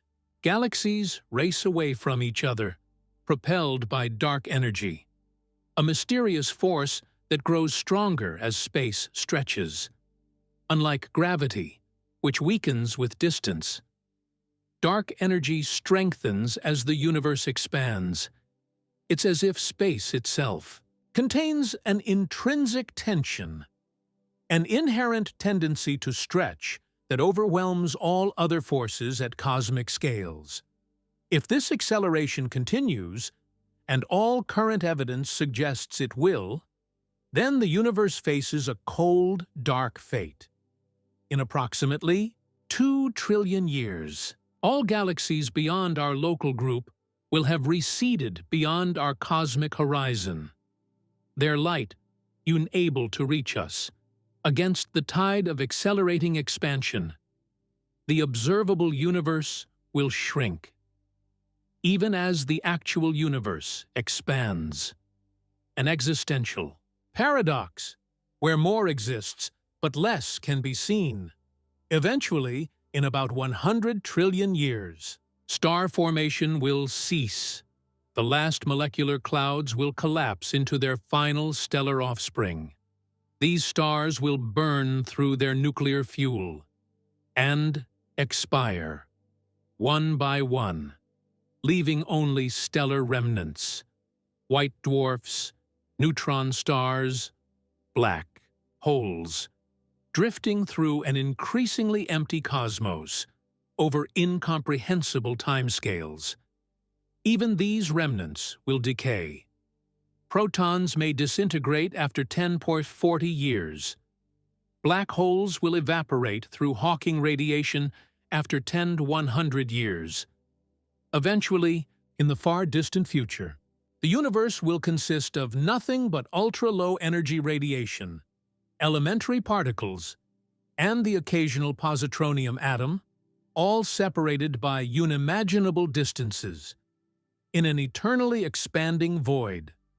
This heat death scenario, this slow fade into entropic equilibrium, represents the universe's most likely fate according to current physics. Not a fiery apocalypse, but a gradual dimming. A cosmic whimper rather than a bang.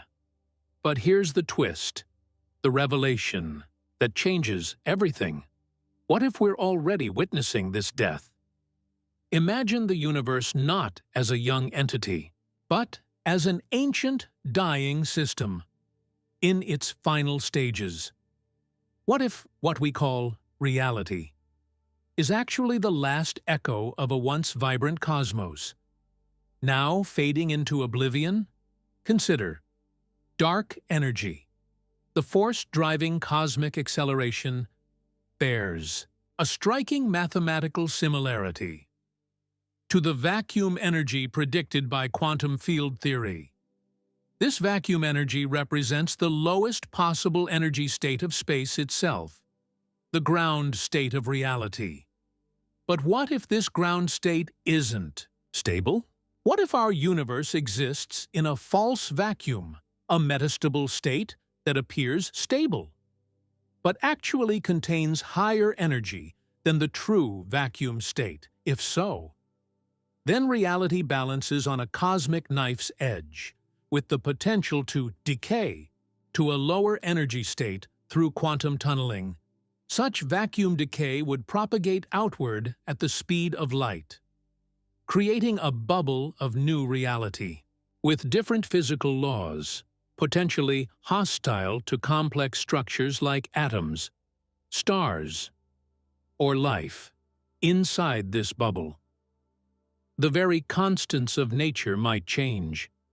The forces that bind matter might weaken or strengthen. The foundations of reality might shift beneath us. We wouldn't see this cosmic catastrophe coming. The wavefront of changed reality would hit us at light speed, instantly transforming our world. According to new physical laws, there would be no warning, no time to prepare, just an instantaneous transition to a different reality. And here's the most disturbing possibility. What if this process has already begun? What if, somewhere in the cosmos, a quantum fluctuation has already triggered vacuum decay, and a bubble of transformed reality is expanding outward even now, racing toward us at the speed of light? Look up at the night sky. What you see isn't the universe as it is now, but as it was, when the light you're observing began its journey. Minutes ago for nearby planets, years for nearby stars, millions or billions of years for distant galaxies. The seemingly stable cosmos you observe is a historical record, not a current snapshot.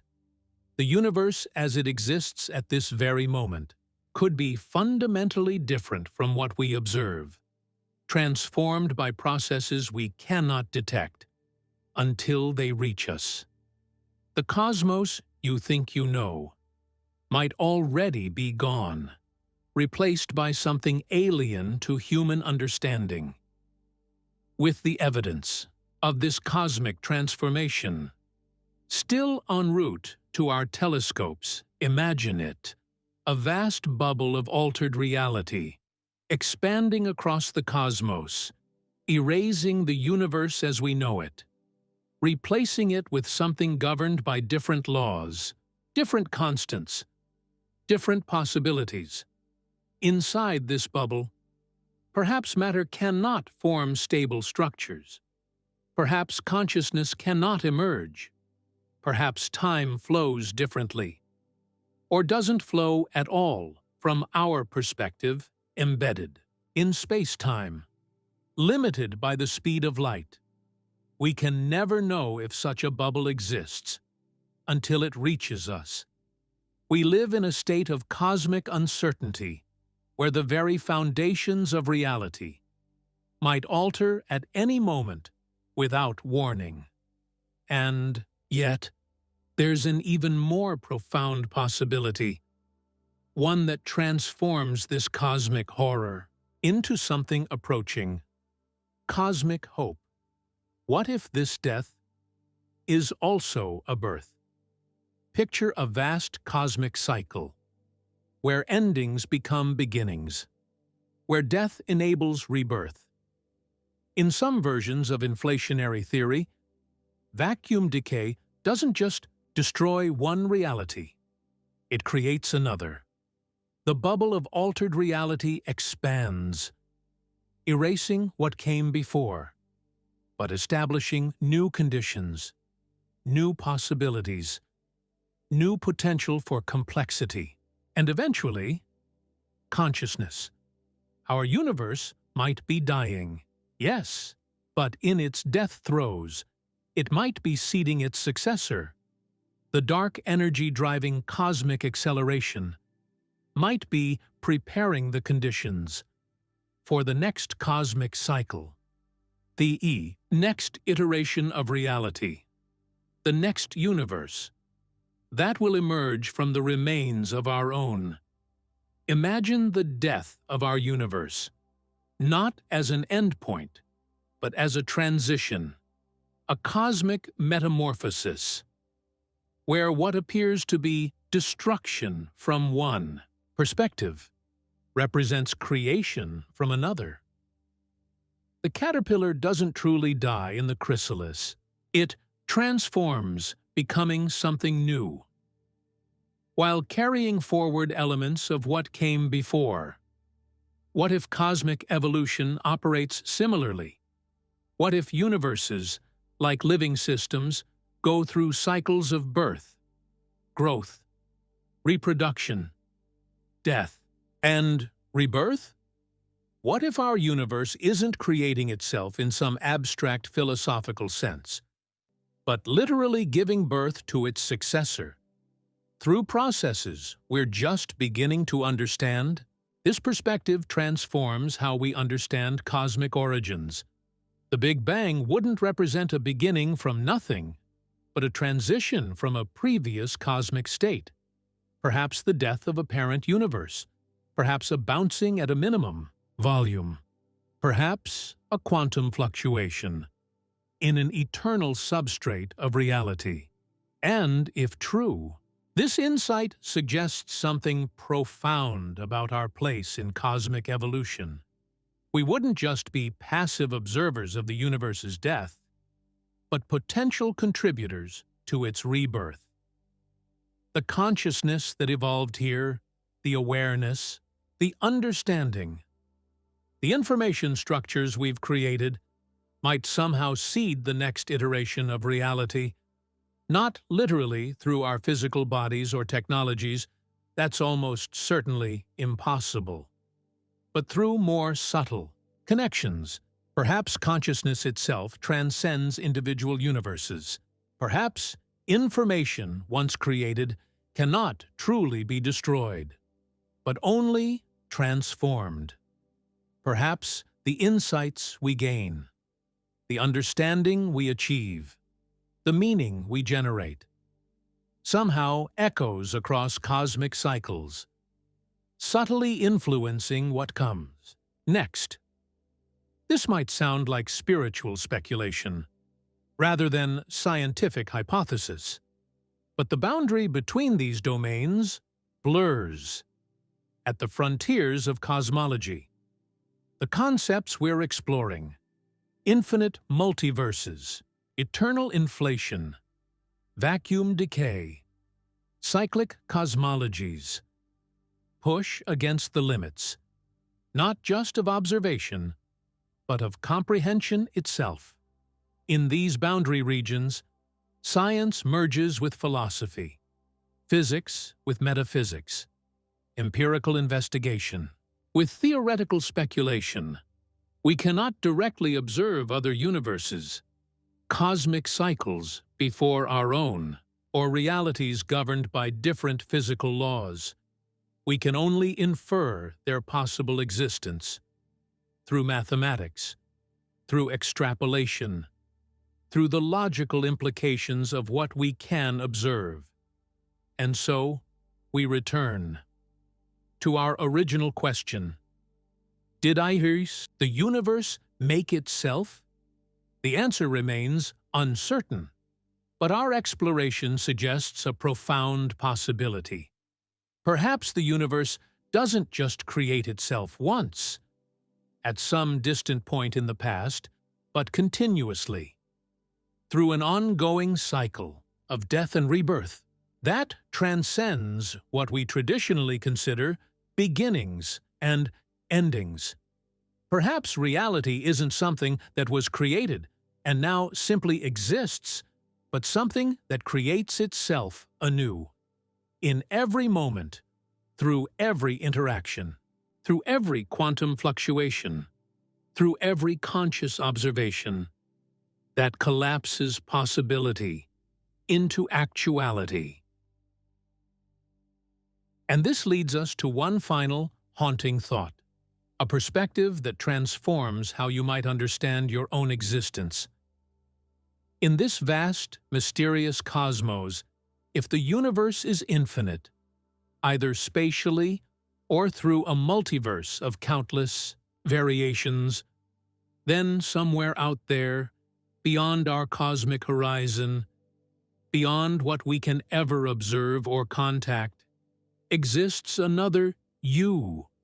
Not just one, but infinitely many versions of you, some identical to your experience, others varying in ways subtle or profound. In some of these alternate realities, you made different choices. In others, random events unfolded differently. In still others, the fundamental constants of nature differ slightly, creating an entirely different cosmic evolution. That nevertheless resulted in a consciousness, recognizable as a version of you, and in at least one of these alternate realities. Another version of you is watching this exact video right now, experiencing the same thoughts, the same emotions, the same profound questions about cosmic origins and purpose, but perhaps in that reality, they'll make a different choice. When this video ends, take a different path, pursue a different question, create a different future than the one you'll create in this reality. The universe's vastness doesn't just inspire cosmic awe, it guarantees cosmic repetition. In an infinite cosmos, everything that can happen does happen. Not just once, but infinitely many times. Your existence, your consciousness, your specific perspective on reality isn't unique, but multiply instantiated across a landscape of possibilities too vast to comprehend. And yet, paradoxically, this cosmic repetition doesn't diminish your significance. It transforms. You become not just an isolated consciousness experiencing reality once, in one location, but a pattern repeated across the cosmic landscape, a fundamental motif in the structure of reality itself. Your specific instance of consciousness, the awareness, reading these words right now, remains unique in its precise configuration, its exact history, its particular vantage point, but it also connects to something larger, something that transcends its individual manifestation, something woven into the very fabric of the cosmos. In this sense, you never truly die. The pattern that constitutes you may dissolve in this particular location, at this particular time, but it exists eternally, in the cosmic structure, instantiated infinitely, across the landscape of possibility, preserved in the mathematical structure of reality itself. And with that thought, with that possibility of eternal cosmic recurrence, of existence as pattern rather than substance, of consciousness as a fundamental aspect of reality, rather than an accidental byproduct, we conclude our exploration of cosmic origins, having ventured from scientific certainty through philosophical speculation to the furthest reaches of what human understanding can comprehend. The universe remains a mystery, not just in its details, but in its foundations, not just in its components, but in its essential nature. Did it create itself? Perhaps, or perhaps the question itself assumes a framework. Linear causality, absolute beginnings, independent existence. That doesn't apply to the totality of reality. Perhaps the universe doesn't need to create itself, because it always existed, not as the specific configuration we observe today, but as an eternal process of transformation, an endless cycle of becoming that transcends our conventional understanding of creation altogether. Or perhaps, the truth lies beyond anything we've contemplated, in possibilities we haven't yet imagined, in frameworks we haven't yet constructed, in insights we haven't yet achieved.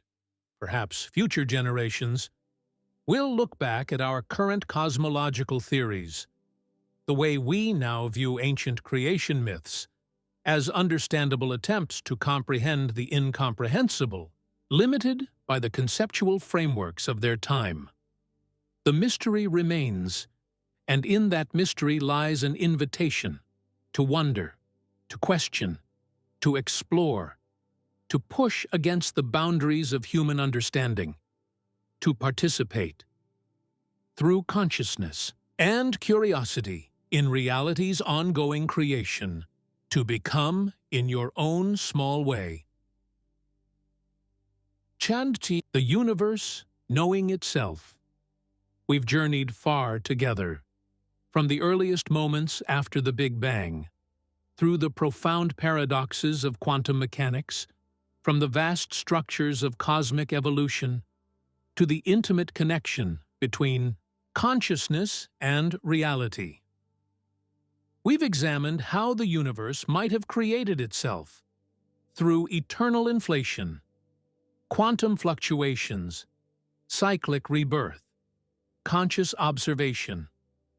We've contemplated our place in this vast, mysterious cosmos as observers, as participants, as the means through which reality achieves self-knowledge. But our journey doesn't end here. It can't, because the story of cosmic origins isn't complete.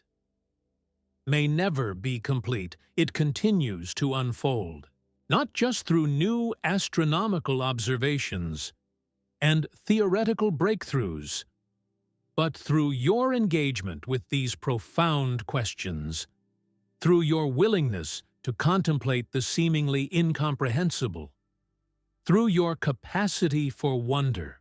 In the face of cosmic mystery, the questions we've explored don't have simple, definitive answers. They exist at the boundary between knowledge and mystery, between science and philosophy, between what we can observe and what we can only infer. They challenge not just our understanding, but our very frameworks for understanding, our conceptual architecture, our cognitive limitations, our deeply held assumptions about reality. This is precisely why these questions matter so profoundly. They don't just test our current knowledge. They stretch our capacity for knowledge itself.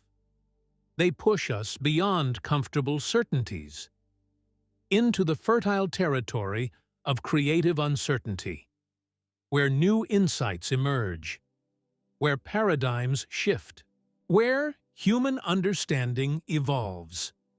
Think about how our conception of cosmic origins has transformed. Throughout human history, ancient civilizations explained creation through myths involving supernatural beings and forces. For thousands of years, most of humanity believed the universe had a definite beginning. In the relatively recent past, even Einstein initially assumed the cosmos was static and eternal, until observations proved it was expanding. The Big Bang Theory itself, now considered scientific orthodoxy, seemed radically implausible when first proposed. It faced fierce resistance from many scientists who preferred a steady-state universe. Without a dramatic moment of creation, only accumulated evidence, from cosmic microwave background radiation, from the abundance of light elements, from the large-scale structure of galaxies, eventually established it as our standard cosmological model. But this model continues to evolve, to incorporate new observations, to address unanswered questions, inflation theory, dark matter, dark energy, all represent relatively recent additions to our cosmic understanding, extensions of the standard model that themselves raise new questions, new paradoxes, new possibilities for further revision. What seems certain today may appear naive tomorrow. What appears speculative now may become established fact in coming decades, the frontiers of knowledge. Keep shifting, responding to new evidence, new mathematics, new conceptual frameworks that transform how we understand reality itself. And you, yes, you specifically, have a role to play in this ongoing process of discovery. Not necessarily as a professional cosmologist or theoretical physicist, though perhaps that path calls to some who are watching, but more fundamentally, as a conscious being, capable of contemplating these questions, of sharing these reflections, of participating in humanity's collective effort to understand its cosmic context. When you discuss these ideas with others, when you read further on topics that intrigue you, when you simply take time to wonder about cosmic origins and human significance, you contribute to this vast, ongoing conversation. You become part of humanity's attempt to comprehend its place in the cosmos, to understand the nature of reality, to grapple with questions that define the furthest horizons of human thought. This isn't just philosophical musing or intellectual entertainment. It's an essential aspect of what makes us human, our unique capacity to contemplate our own existence, to wonder about our origins, to seek meaning in a universe that can appear indifferent to our concerns. These questions have animated human thought for millennia, across cultures and civilizations, finding expression in mythology, religion, philosophy, art, and science. They persist because they matter, not just abstractly or academically, but viscerally, emotionally, spiritually. They speak to our deepest concerns about existence, about purpose, about significance. They connect our individual lives to something vastly larger, something that transcends our brief time on Earth, something that contextualizes our joys and sufferings within a cosmic frame, and they remind us of something essential about human nature.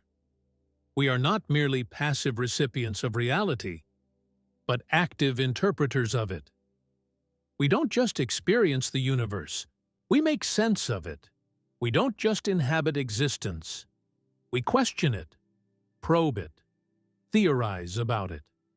We transform raw experience into structured understanding, sensory input into conceptual frameworks, observation into explanation. This capacity for meaning-making, for transforming the universe not just physically through our actions, but conceptually through our understanding, represents something extraordinary in cosmic evolution. Through consciousness, through language, through symbolic thought, we don't just react to reality. We represent it. We create internal models that capture aspects of external existence, allowing us to comprehend what would otherwise remain incomprehensible, and, in doing so, we participate in something profound, the universe's attempt to understand itself through evolved consciousness. We become, in a very real sense, reality reflecting on its own nature, existence contemplating its own origins, the cosmos questioning its own beginning. This perspective doesn't resolve the mystery of whether the universe created itself, but it suggests something equally significant, that through beings like us, the universe creates understanding of itself, that through consciousness, through curiosity, through scientific investigation, philosophical reflection, artistic expression, and spiritual contemplation, the cosmos achieves something extraordinary. Self-knowledge. What does this mean for you personally? As you conclude watching this exploration of cosmic origins, it means your curiosity matters. Your questions matter. Your wonder matters. They're not merely subjective experiences, not merely private mental states, but aspects of reality itself. Achieving self-awareness through conscious beings.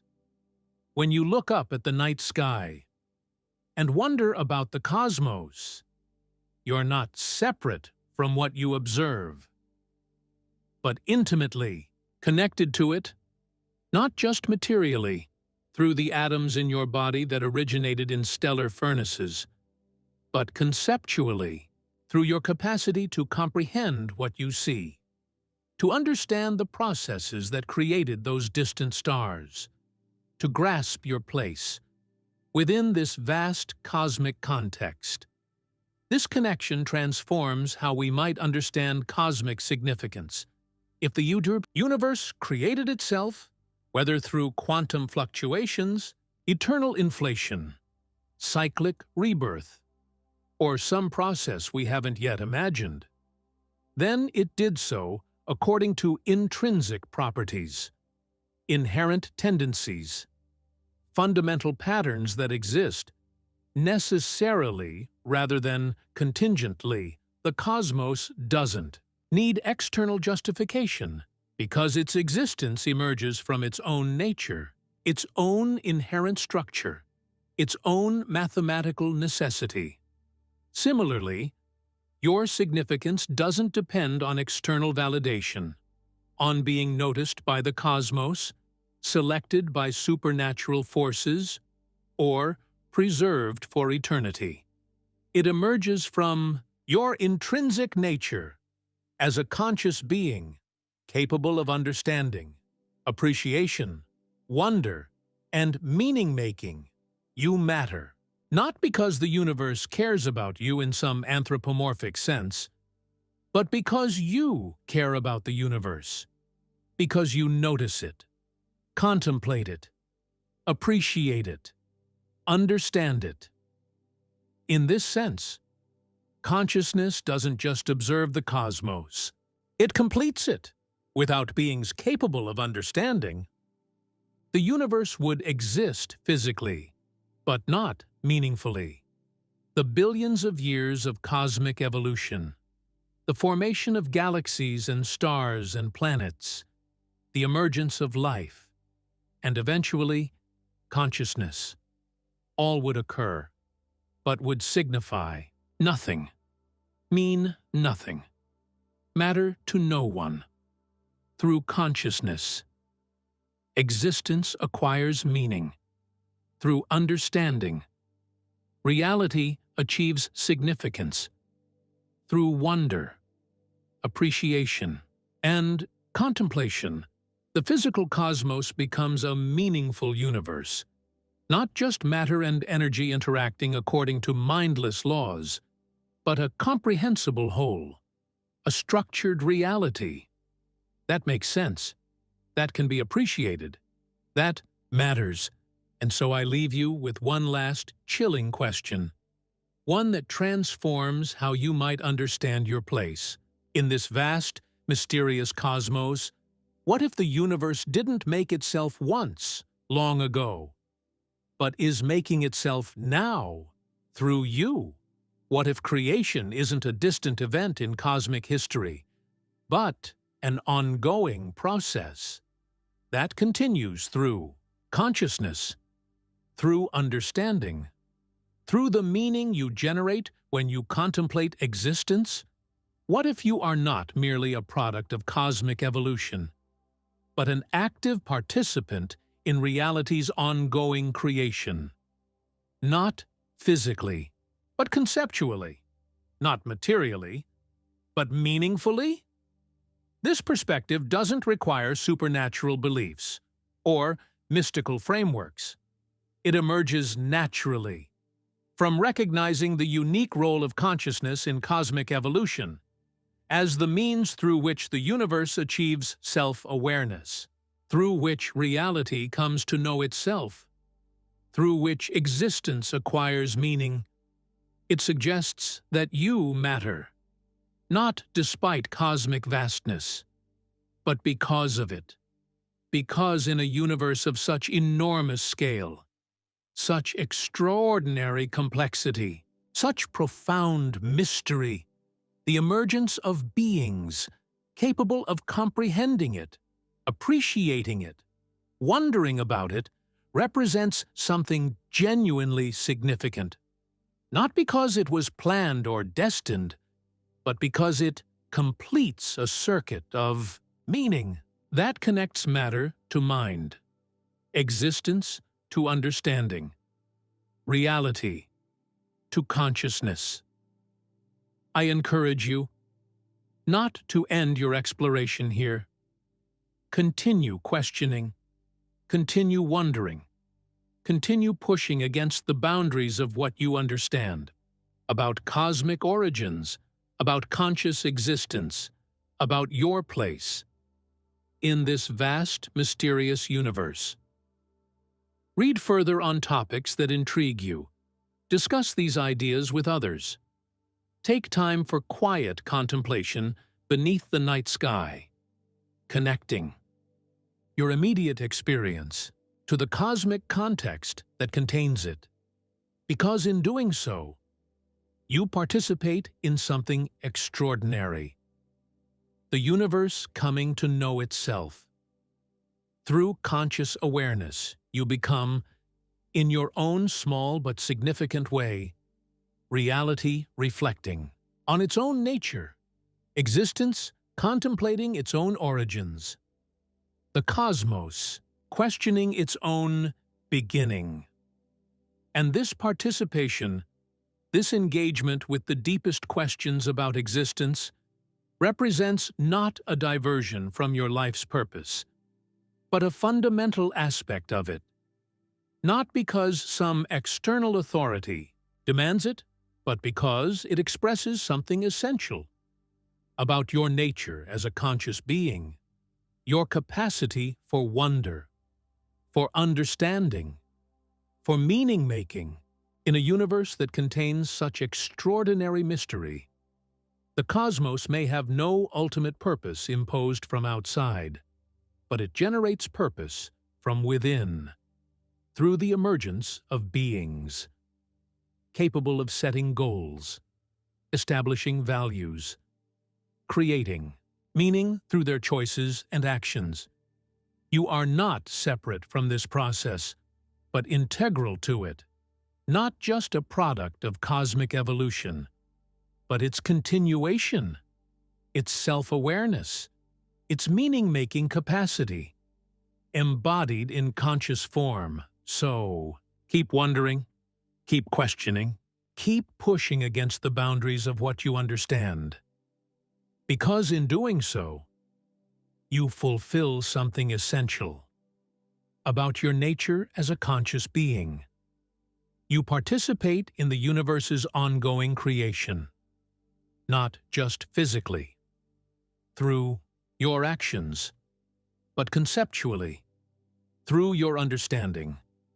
The universe may be unfathomably vast, but it achieves meaning through beings like you, capable of comprehending at least some portion of its grandeur, appreciating at least some aspect of its beauty, understanding at least some fragment of its extraordinary complexity. Without such consciousness, the cosmos would exist, but would signify nothing. Matter and energy, interacting according to mindless laws, galaxies forming and dissolving, with no one to witness their splendor, stars being born and dying, with no one to contemplate their fiery life cycles. Through you, through your awareness, your understanding, your capacity for wonder, the universe achieves something extraordinary, significance, not because you're physically large compared to cosmic scales. You're almost inconceivably small, not because you're temporally enduring compared to cosmic timescales. You're extraordinarily brief, but because through consciousness, through comprehension, through curiosity and wonder, you transform mere existence into meaningful reality. The universe may have no boundary in space, no beginning or end in time, but through consciousness, through beings like you, capable of contemplating cosmic origins, understanding natural laws, appreciating cosmic beauty, generating meaning through engagement with reality, it achieves something perhaps even more significant than physical infinity, experiential meaning. And so I leave you with this final thought, this invitation to continued wonder. The universe may have no end, but through consciousness, through curiosity, through your willingness to engage with the deepest questions about existence, neither do you.